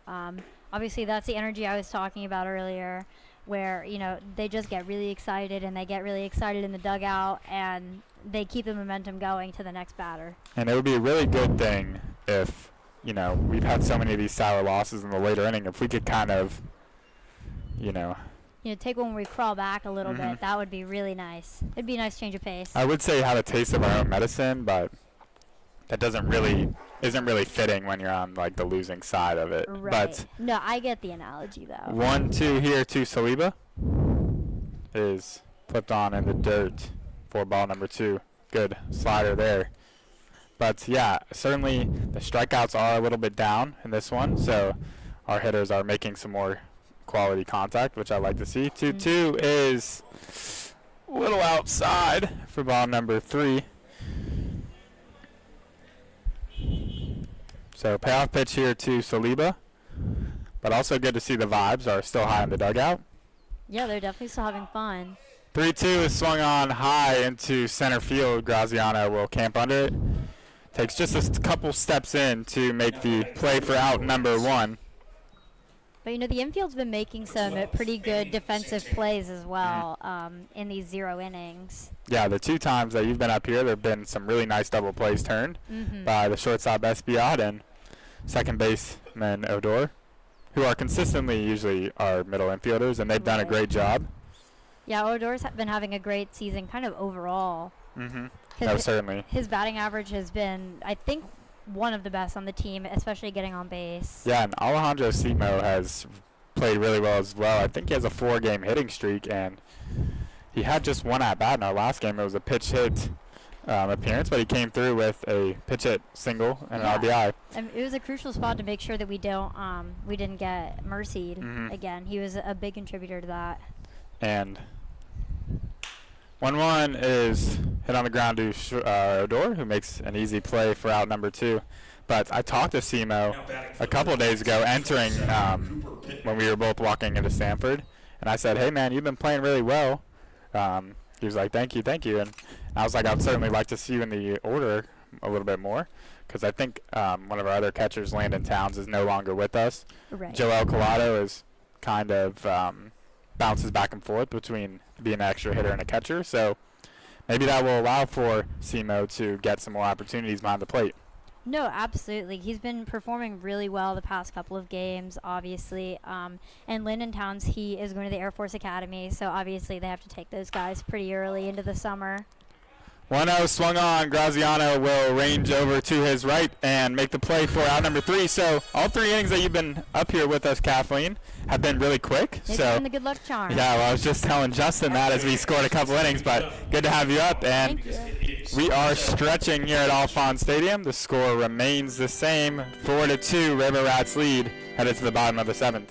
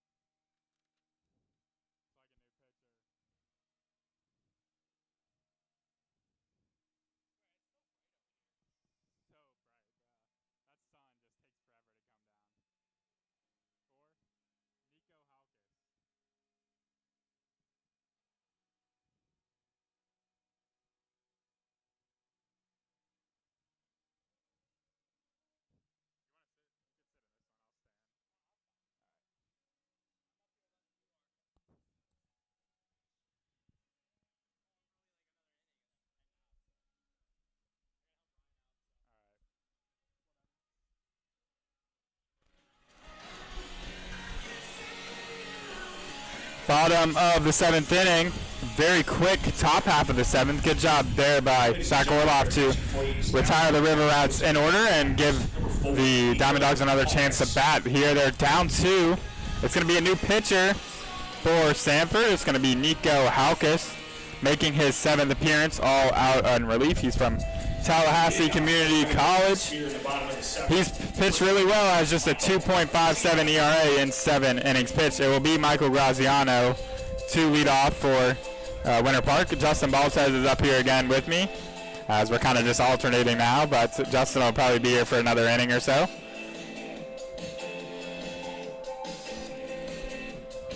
I think leadoff batters are so important here in the final stretch of this game. Justin, the Diamond Dogs have just 9 outs remaining to score 2 runs, so a leadoff runner would certainly help in all of those innings.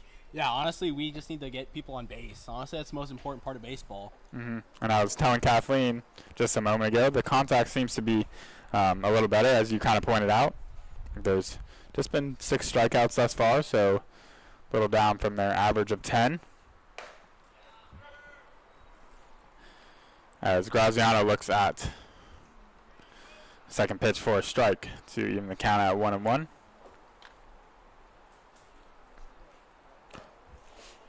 So Halkus, again, this is the final of 4 consecutive games played between Sanford and Winter Park. So Halkus did pitch against us a couple nights ago, but just threw a third of an inning. Was a really weird kind of play by head coach Jesse Litch, as that's looked at for strike number 2. Head coach Jesse Litch brought Halkus in for just 1 batter in like a 7-run game and then took him out after that batter. Little outside to run the count full. Yeah, Halkus is really seeming to work really quickly on the mound here. Not trying to mess around here.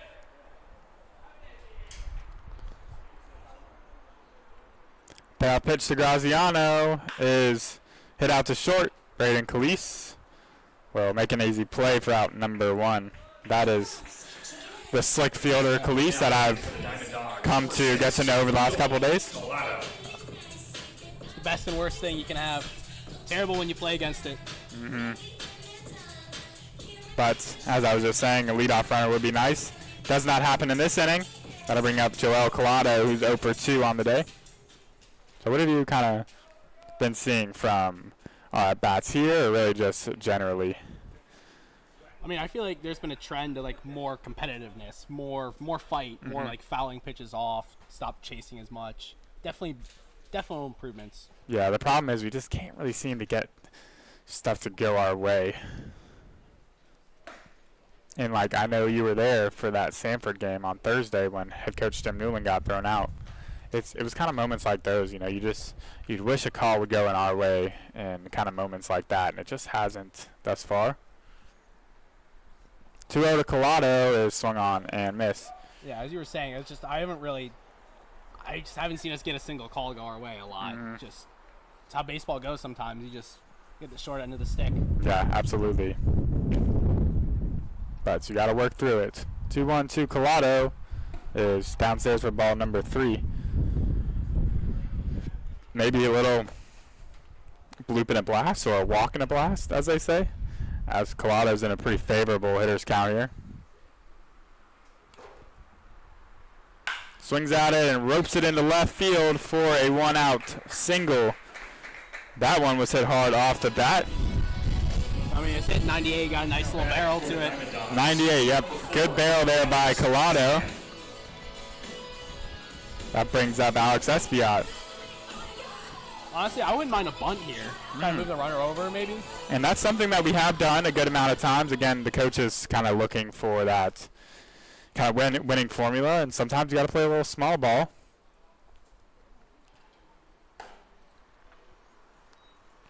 That's away for ball number 1.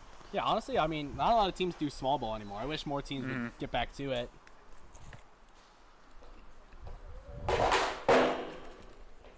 1-0 is upstairs.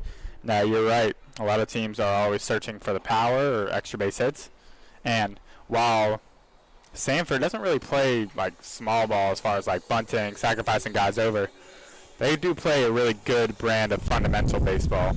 which has allowed them to win so many in a row. 2-0 is poured in for a strike.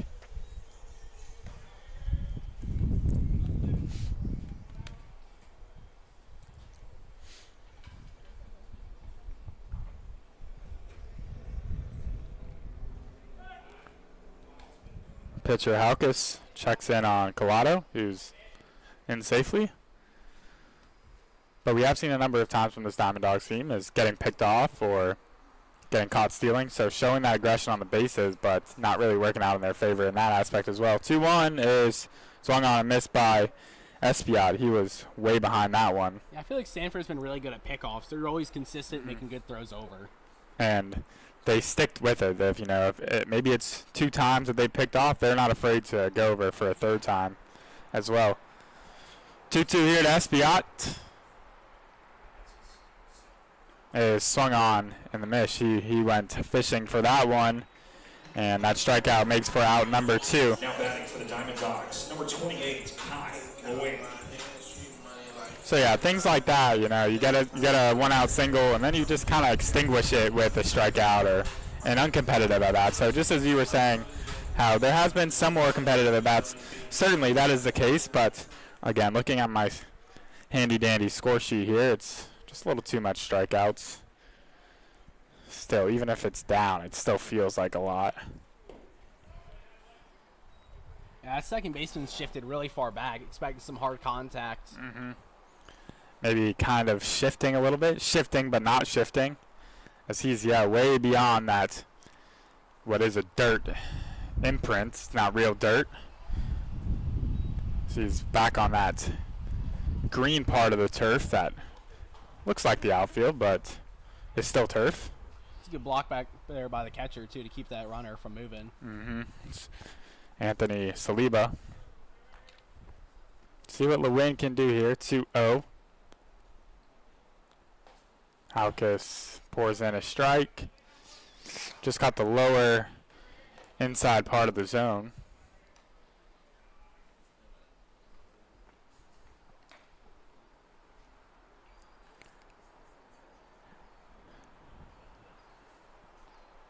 Two-one to Lewin. Is cracked out to left field. It will get over the third baseman Harmon's head and dump in for a 2-out single.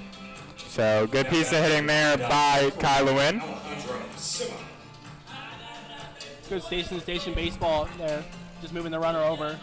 And that looper base hit there. Wasn't hit hard. It was hit on the end of the bat. But sometimes that's the winning formula in baseball. You got to hit it where the fielders aren't, and Lewin did that there.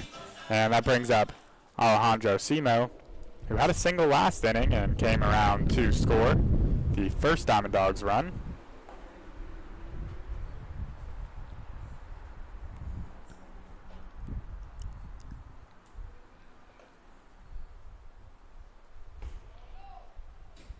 Another good block, another catcher. Yeah, that second baseman's really shading for that pickoff there. I think they really want to attempt one here. What it looks like. And yeah, naturally you're kind of taught as a second baseman, to kind of shadow over that second base. As there, he does a good job. As you said, he was really over towards the bag, which leaves that right side of the infield wide open. But he's kind of hovering over there for a second and then bouncing off. I doubt that Collado will take the bag, so the second baseman doing a nice job of reading it and bouncing off. 1-1 is outside. Another good block there by the catcher to keep that runner in check still. Yeah, that's a number of good blocks by Saliba this inning. But, we would like for that ball to get to the backstop. Oh, it'd be great if it did. Advance a couple runners and then do it again and let a runner score. But 2-1 is hit out to left. Left fielder will range over and make the play for out number 3. So the Diamond Dogs stranded a couple of base runners who got on via singles. But that will retire the side. They still trail by 2 as we head to the top half of the 8th.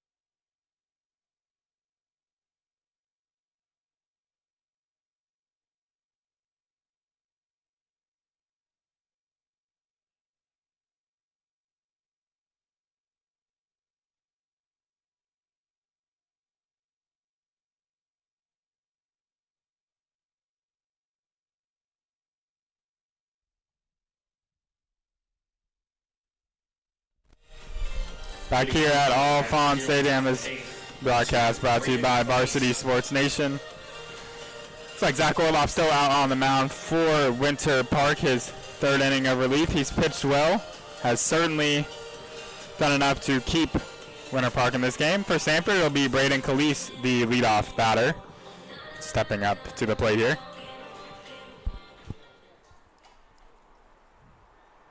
See what Calise can do. He is 1 for 2.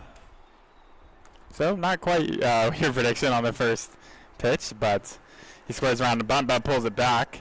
Yeah, he's a really good two-strike hitter. That's really what he's known for at UCF, or at least what I've seen from him. Really good two-strike hitter. 1-0 is down and away. This is actually a weird little nugget. This is his 4th at-bat. And all 4 times he served as the leadoff hitter, so obviously led off the game in the first, but the 3rd, 5th, and now the 8th, he has led off the inning. As that is down and away for ball number 3. So Orloff falls behind the leadoff hitter Calise, and he made a nice prediction in the break, but he may not even get the chance to do that. You know, we'll see. Hopefully he delivers a few strikes here, get it to 2 strikes. I think my prediction will be right. 3-0 is not close, so it'll be a leadoff walk for Calise. He has reached for the 3rd time today. That brings up Stuart Puckett. So if the Diamond Dogs want a chance to come from behind in this one, likely can't give up any more runs, right? Yeah, you just got to try and induce weak contact here, try maybe get a double play. And they have turned a couple double plays today, so. Yeah, I'm hoping Odor can get a nice little clean flip here at second, make a nice little play. Orloff delivers in for a strike to Puckett. And yeah, big thing also for Orloff is he has a lot of walks on the year. Just pouring in first pitch strikes are a big deal. Runner goes, great jump, and Simo will have to eat it. That'll be a stolen base for the speedy Braden Calise. Isn't that his 3rd stolen base in the game, am I correct? Yeah. Maybe 2, because one of those was maybe credited as a wild pitch, but his 3rd time certainly advancing on the bases. Does he steal a lot at UCF? Yeah, I think he has like 20 stolen base on the year. It's really good. 1-1 misses away. Runs it count to 2-1. He's kind of a do-it-all player, and the River Rats have a number of those players. That's why they're so accomplished thus far. 2-1 is swung on a miss by Puckett. But 15 consecutive wins already. On the brink of their 16th. That's really impressive. Oh yeah, at any level of sports, that's really impressive. 2-2 is close one there. Just missed on that outside corner there, trying to spin a breaking ball. K-Zone may have had it a little outside. That's okay. Payoff pitch though here to Puckett.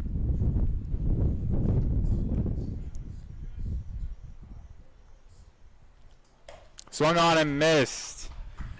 So a big strikeout there by Orloff gets Puckett to go down swinging. Now we'll bring up Dawson Harmon. Now batting for the River Rats. It's really big number out there, 6, especially Dawson with Harmon. Police moving to second there. Really helps. Looks like head coach coming out there. Yeah, head coach Jim Newham will take a walk to the mound. Don't know if this will be it for Orloff, but we will see in just a moment.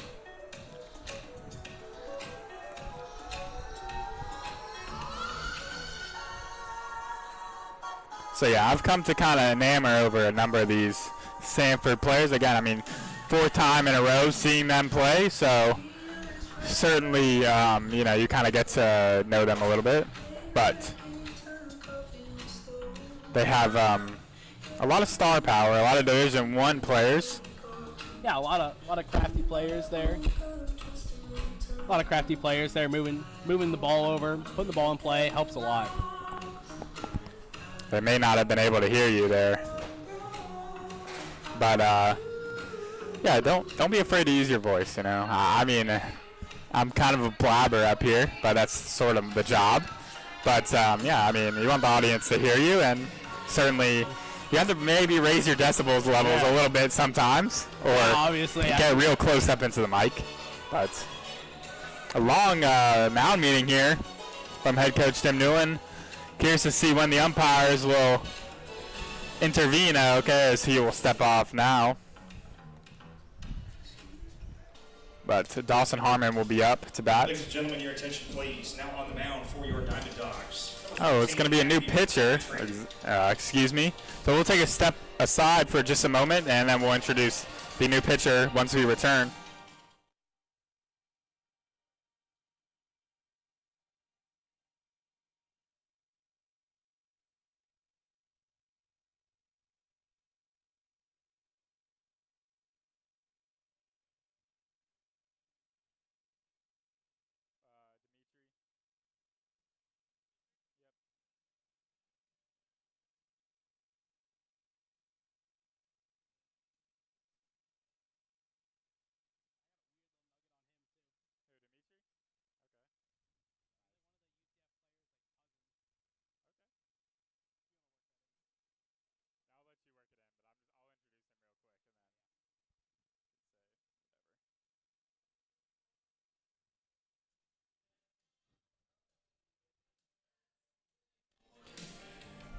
Welcome back into the broadcast center. Going to be a new pitcher for the Winter Park Diamond Dogs. Zach Orloff's day is done. The book isn't finally closed on him, as he is responsible for the runner on second base. But the new pitcher will be Matthew Dimitri. Dimitri has pitched pretty well as a 4.50 ERA. Again, his 7th appearance, all coming out of the bullpen. He had kind of a rough outing against Sanford the other night. Went 2 2/3, gave up 5 earned runs, struck out a couple. But yeah, Justin, you have a little nugget on Dimitri here. Yeah, one of the UCF players that plays at third base, Robbie Dimitri. This is his cousin. Oh, really? Robbie Dimitri, yep.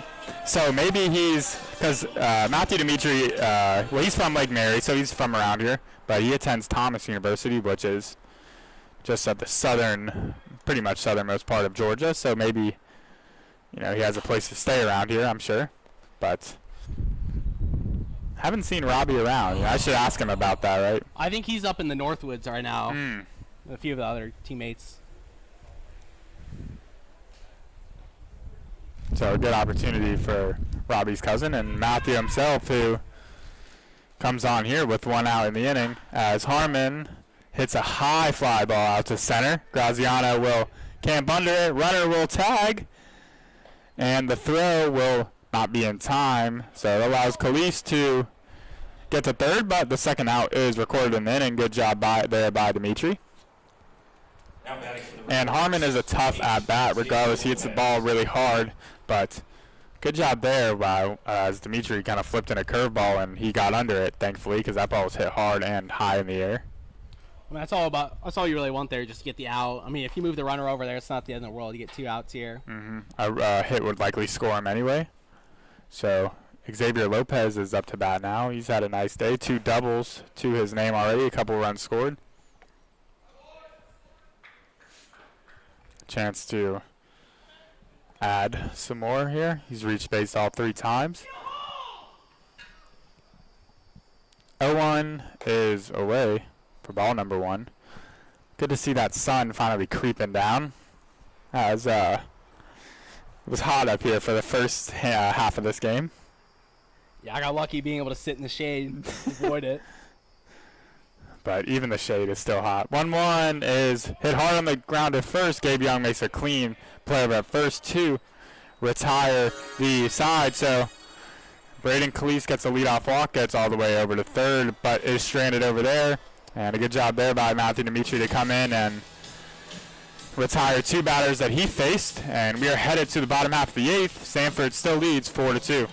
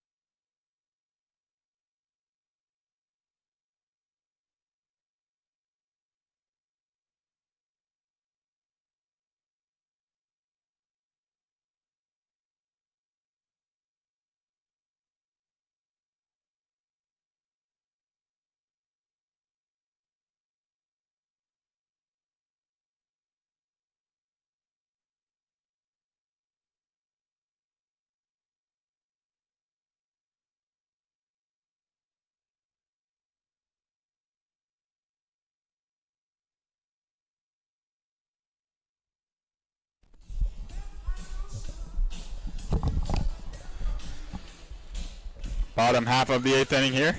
Alphon Stadium. TJ French alongside me as a celebrity guest appearance. Justin Baltes. Justin, you've done great so far. We need a couple runs, though, for our Diamond Dogs. And the new pitcher will be Nicholas Davis. So another pitching move by head coach Jesse Litch, who, as I was talking with Christian, he likes to kind of mix things up. You know, he likes to play matchups and throw many arms. So Nicholas Davis, actually a senior out of Florida Southern, will face off Canyon Marcewitz here. And Marcewitz is from Florida Southern as well. So a little teammate on teammate action here. Who would you give the advantage to in that? I gotta go the Diamond Dogs. I was a Diamond Diamond Dogs fan. You gotta be root for the Diamond Dogs. So the Diamond Dogs hitter here has the advantage over his teammate, who's a pitcher, or his college teammate. I should say that, not teammate in the Florida League, but Marcewitz swings through that one. Davis has 4.50 ERA. Ooh, close pitch there, but called a ball to Marcewitz. He's really starting to spin his slider, it looks like, a little bit. 2,500 RPM on that. 2-1. Squares around a bunt. Gets it back. And the pitcher cannot come up with it. So it'll be a leadoff single for Marcewitz. And as I said last inning, you know, Diamond Dogs kind of running out of outs here. A leadoff base runner is certainly helpful.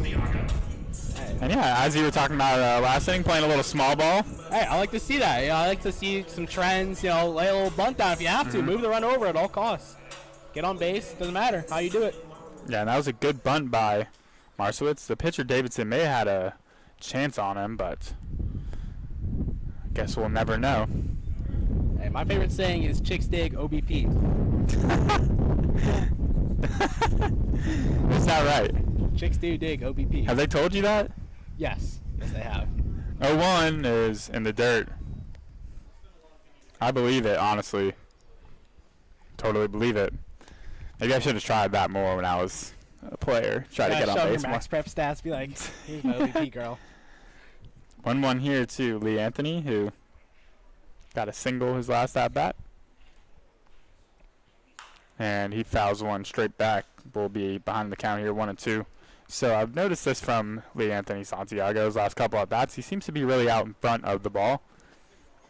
That swing he was way out in front of, and even his single, which was an RBI single, in his last at bat, he was really out in front of it. And 1-2 is missed away. Yeah, if you're out front, it seems to me like he's hunting that heater. He's hunting that high-end 90 heater. Absolutely. So just trying to keep his weight back, but the off speed is catching him off guard. 2-2 to Lee Anthony. And seemed to be on time with that one, or at least more so on time with it. And that will remain, the count will remain 2-2.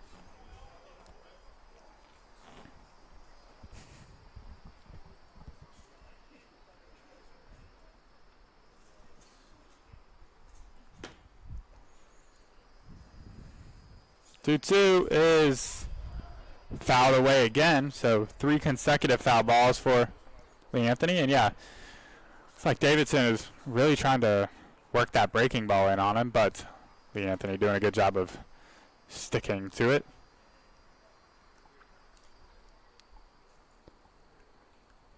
2-2 is fouled away again. Look out. Vehicle or sausage shack, actually, I should say. I thought it was the one with my car. I was praying it wasn't my car. I'm like, oh, shoot. Yeah, I think we're both parked in that same area. But that's strategic, or at least for me. I think you followed suit with that. 2-2 here to Davidson is upstairs for ball number 3, so he works the count full.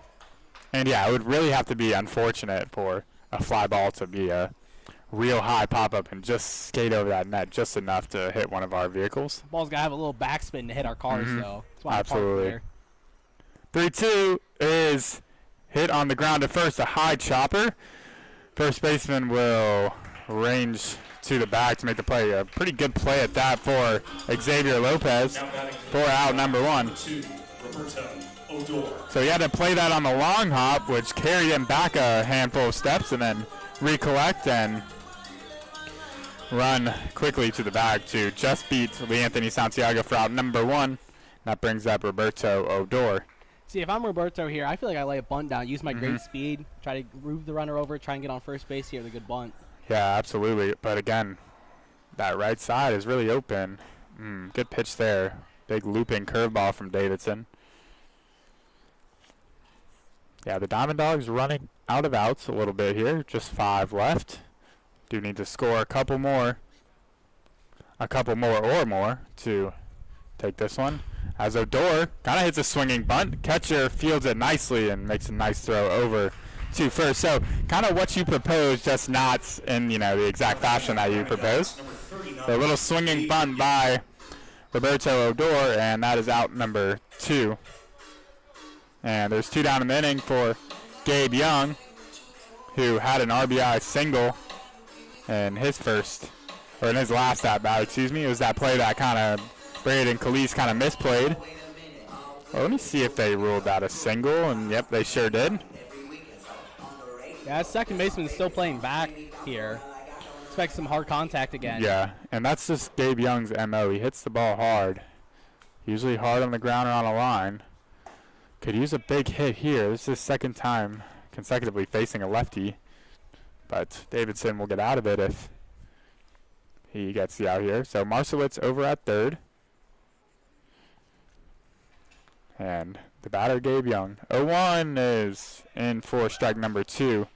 So 2 good pitches there by the lefty Davidson. Like a fastball on the outside corner and then a slider or curveball. Got the top of the zone. 0-2 is flipped high for ball number 1. I mean, that's a good pitch there. Try to get him to chase there. Maybe it'll be a little aggressive hack. Either that or he just had a hard time coming down on that breaking ball to kind of really get it in the dirt. 1-2 here is hit hard on the ground to third, and that's going to get through. That will score Marcewicz, and Gabe Young is on, and he'll put the brakes on and return to second. So good job there by Gabe Young. He comes up with another RBI single, and the Diamond Dogs come within 1 here in the bottom of the 8th. Oh yeah, that's a tough play to judge as a third baseman there. Took a nasty little hop there on that turf. But both RBI singles for Gabe Young have come to that left side of the infield. So again, I really like to watch Gabe Young play.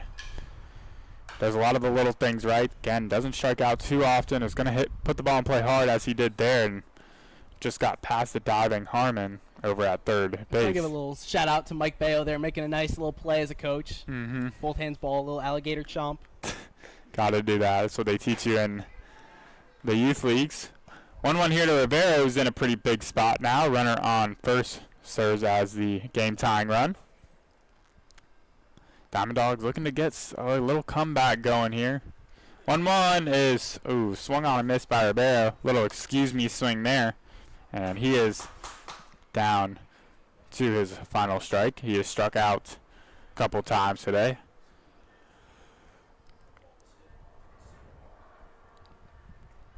One, 2 is fouled back. He's definitely a little late on that fastball there. Definitely hunting some off speed on that.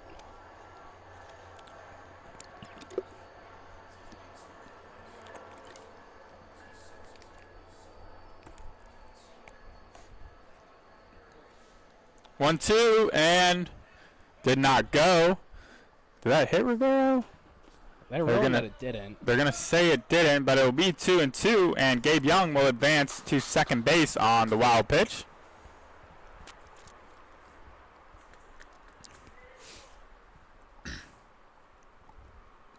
So a wild pitch, you're not awarded a stolen base as a hitter. So that's the kind of the conundrum.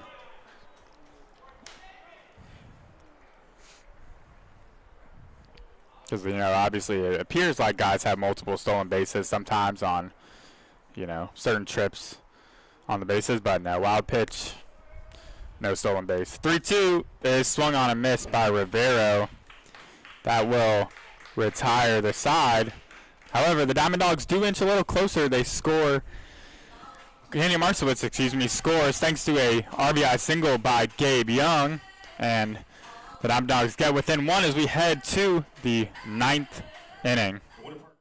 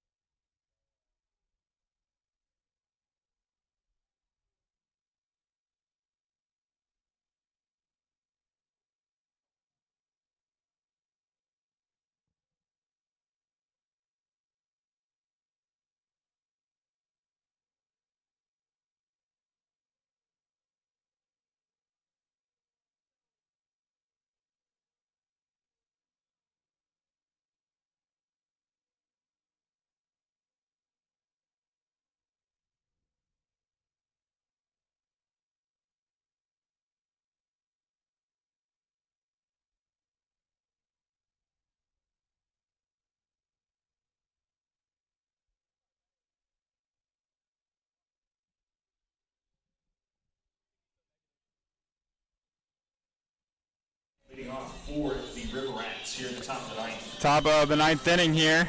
Number 3, Dawson Mock. And it will be Dawson Mock to lead off for Sanford, who has not scored since the 6th inning, it looks like. Yeah, that is correct. And it could be their last chance to bat here. It will be Matthew Dimitri still out on the mound. First pitch to Mock is delivered outside.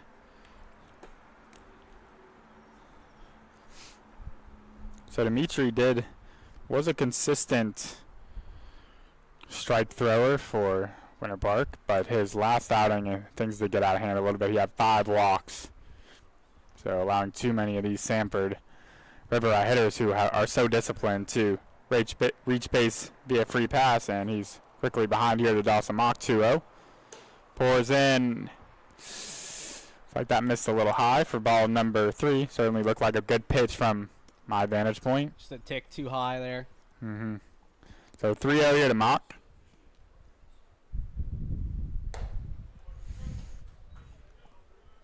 Three and 1 hitters count for Mock.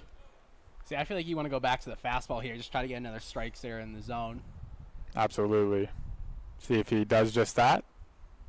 He does, but it will be a walk. The only flip to that, Justin, is Dimitri is he throws a lot of junk, a lot of change-ups, curveballs, sliders.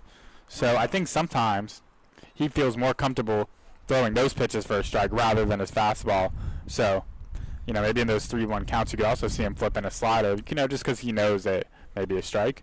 But the risk of that is you leave it up in the zone and it can get crushed. Yeah, especially on a 3-1 count, hitters are going to be more aggressive, take bigger swings. So that puts Dawson Mock out on first. No stolen bases today, but Mock leads the Florida League in stolen bases. Getting a pretty lead, and that's catches the inside part of the plate for strike number 1 to Rocco. Had a 2 RBI double back in the 3rd. Kind of the big damage in this game. Stolen base a game.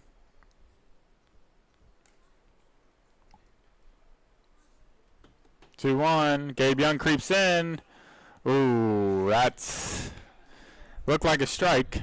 And what King did there was he did the little duck effort, which pitch is coming in. It's at the upper part of the zone. He ducks, makes the umpire think it's a ball, and he calls it that way. So 3-1 here to King.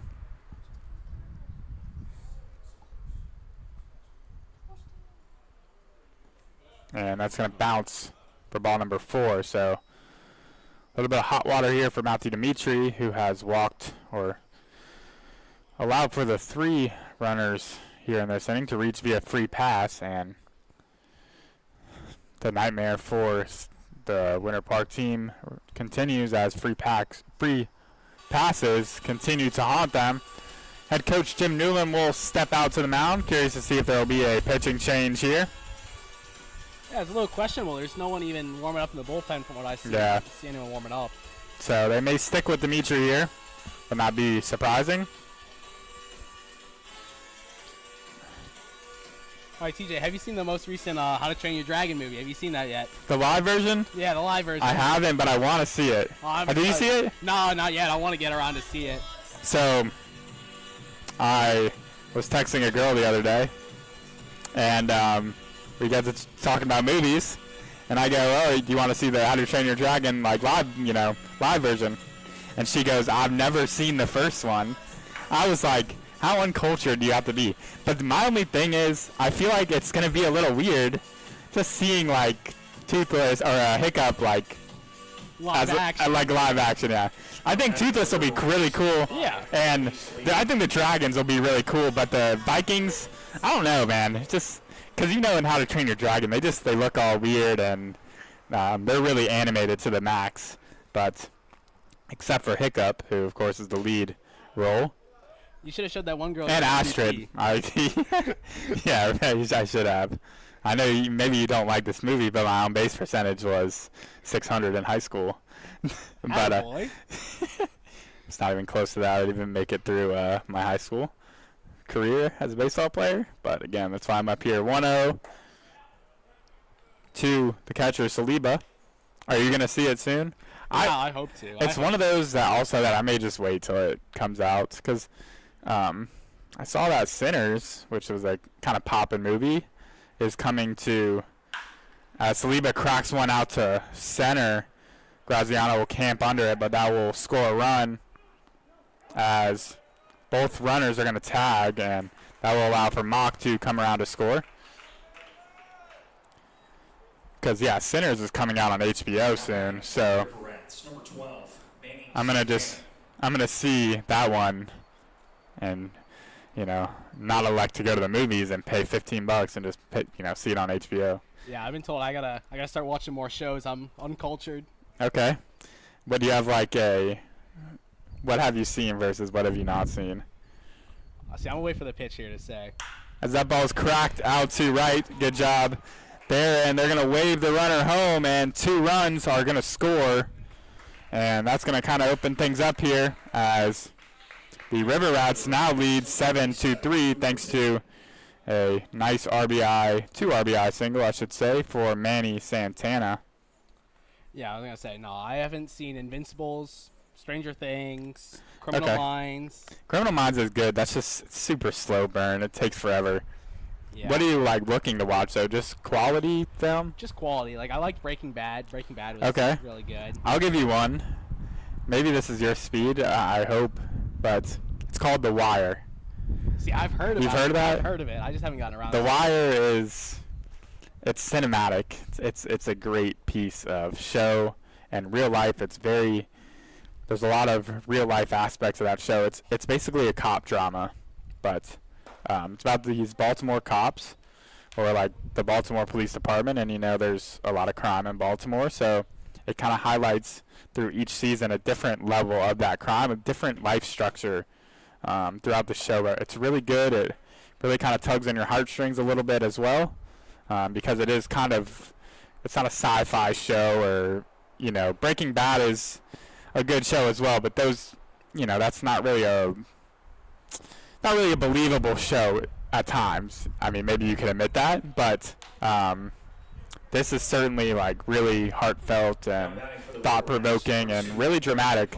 I'm trying to think of some other ones I've seen as the leadoff batter, Braden Cleese, will step up here, and Cooper Pittman is retired for out number 2. But yeah, it all depends on what you're going for, and HBO is a great platform for that. 0-2, Calisa's in for a strike. I just saw Ballers, which has The Rock. Yeah, Ballers is really good. Have you watched the Adam Sandler one with the bow or whatever? I forgot what the name of it is. Is it a show? No, it's a movie. I just don't remember the name of it. It's Bo Cruz. Oh, Hustle. Hustle, that's what Hustle, yes. That's a good movie.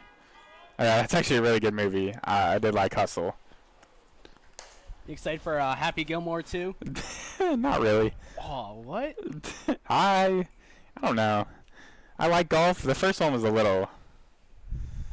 Yeah, it rubs some people some wrong ways. Am I wrong for thinking that? You know what I think it is I saw it too late in my life. I didn't see it as a kid. I saw it when I was 18 plus, which, you're a little more mature and just doesn't hit the same. It's the same thing as How to Train Your Dragon, and throw is not going to be in time, so Santana will be in there with a stolen base and advance into scoring position.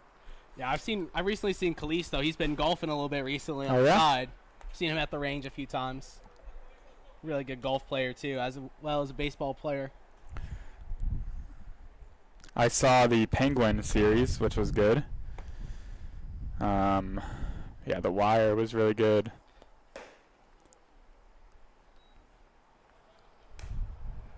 Been into some true crime lately. There is a kind of true crime series that's one season. It's about the Karen Reed trials, which and Khalees goes fishing there. Simo will make the play and retire the side, but not before the Sanford River Rats pick up 3. Last chance for the Diamond Dogs, bottom half of the 9th inning coming up.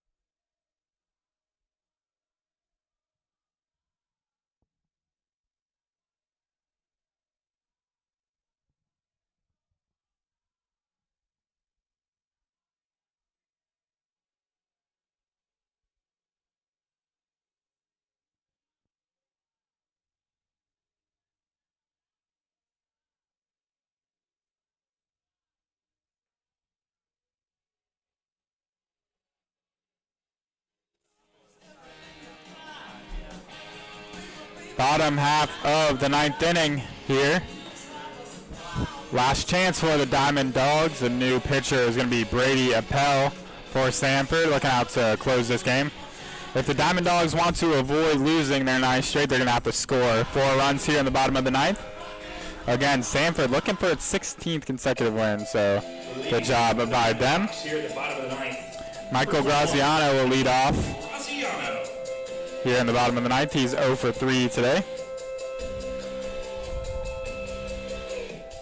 I'm not like a huge show guy, though, as well. It has to be really good and keep me interested for a while. Yeah, that's my issue. There's like some shows, it's like there's too many seasons. Yeah. Too many seasons, maybe too many episodes. That's why I say stay off of Criminal Minds. Because Criminal Minds is really good, but there's 20 episodes a season. They're all an hour. You're having to put a lot of time into that. And it took me it had to take me a few years to finish that. But really good drama, and it's not really true crime per se. Kind of the stuff is actually, that ball is fouled away by Graziano. This stuff's kind of, the crime in there is a kind of fiction-nated, I guess, but still a good show. Yeah. Good characters as well. Yeah, I mean, that's what you want, though, in a show. You want to be a little dramatic about it and everything. 0-1 here to Graziano. Fouled back again, so quickly behind here. Brady Appel making his 8th appearance. Has pitched an 8 1/3, struck out 13 batters to just 3 walks. So I feel like he's going to throw a good waste pitch here, try to get him to chase in the dirt here. And he does kind of that. It grounds it to Khalees, who fires high. So Graziano will reach the air. Yeah, very uncharacteristic game from Khalees here. He doesn't really usually make that many errors. What a...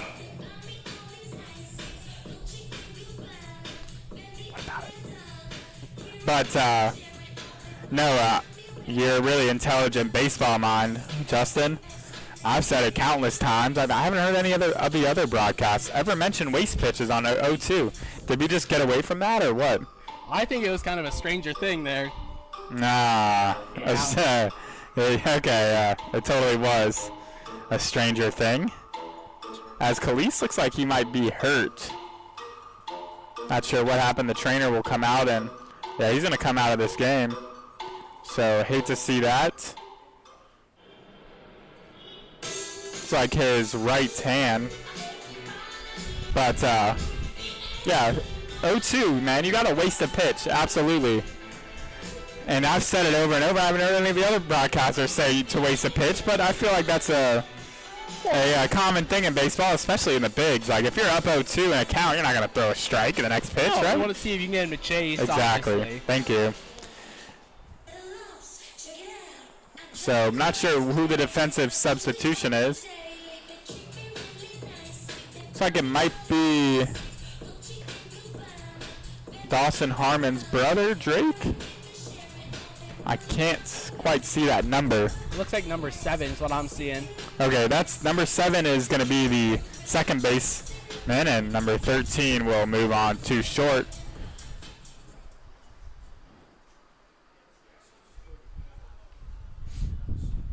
Have that for you in just a second. So it's going to be Stuart Puckett over at second now, and Anthony Rocco at short.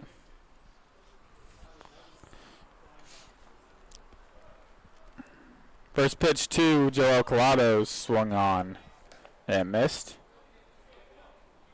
All right, have you been watching any like any of the Stanley Cup Finals? You watch any of those games? I did watch the Stanley Cup. Florida won.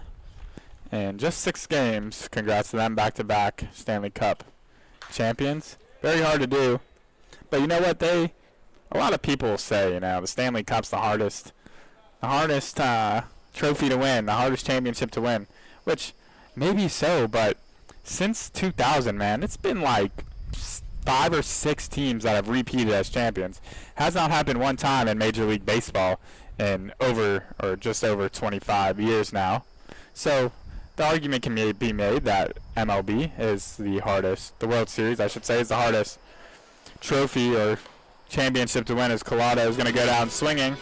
I feel like Crowd number 1. I feel like the NBA is, honestly, as of recently, there's been 9 different champions throughout 9 years. Yeah, since the Warriors, I believe, repeated, there has not been a repeat champion. So yeah, the NBA is certainly starting to grow its parity.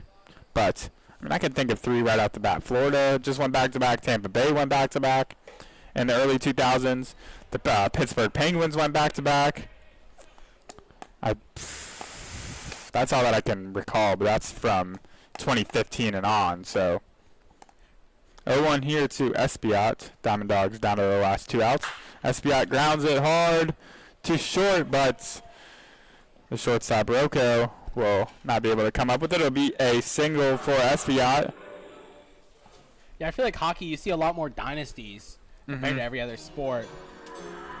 Or certainly, if your window is open to win a championship, then you have a higher chance of winning it.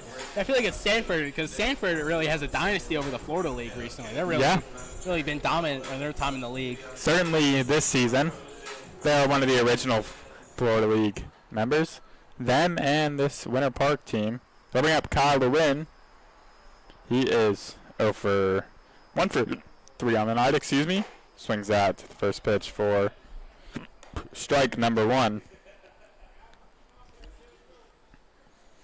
I will be keeping a close eye on MLB now that basketball's over, football's obviously over, hockey's over. Kyle Lewin grounds one hard, and that will bounce off the second baseman's glove and be good for another single. So Diamond Dogs are cooking a little bit here. Bases loaded with just 1 out.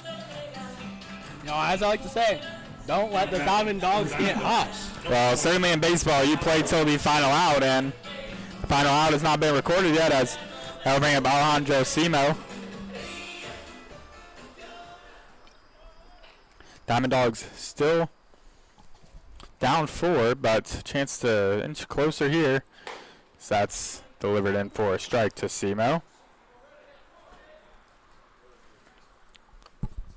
So Brady Appel has thrown 11 pitches, all 4 strikes. as that's outside for ball number 1. Good announcer's jinx right there. Yeah, and I don't even know if that serves true. Have you? I haven't really. 11 strikes in a row. As that's in there for a strike. A little low there to Simo, but nonetheless, it will be a 1-2 count.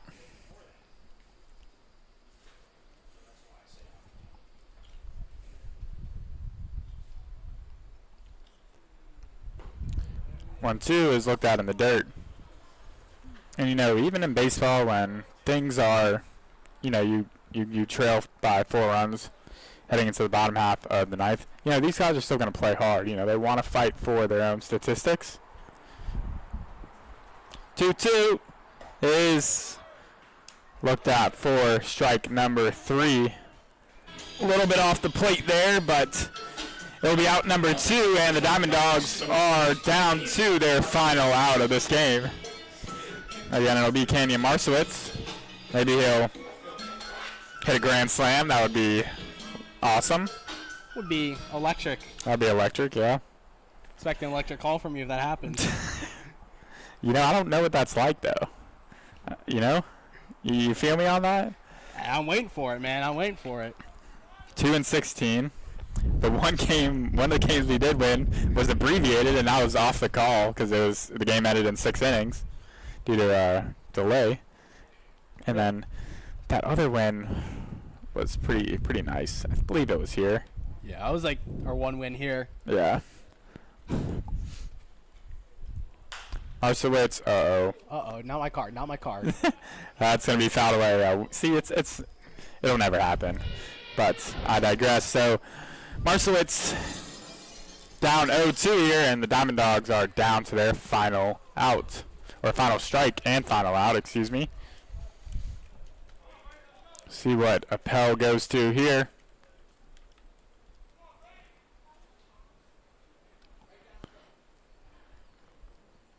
Oh, 2 to Marcewicz is cracked out to center.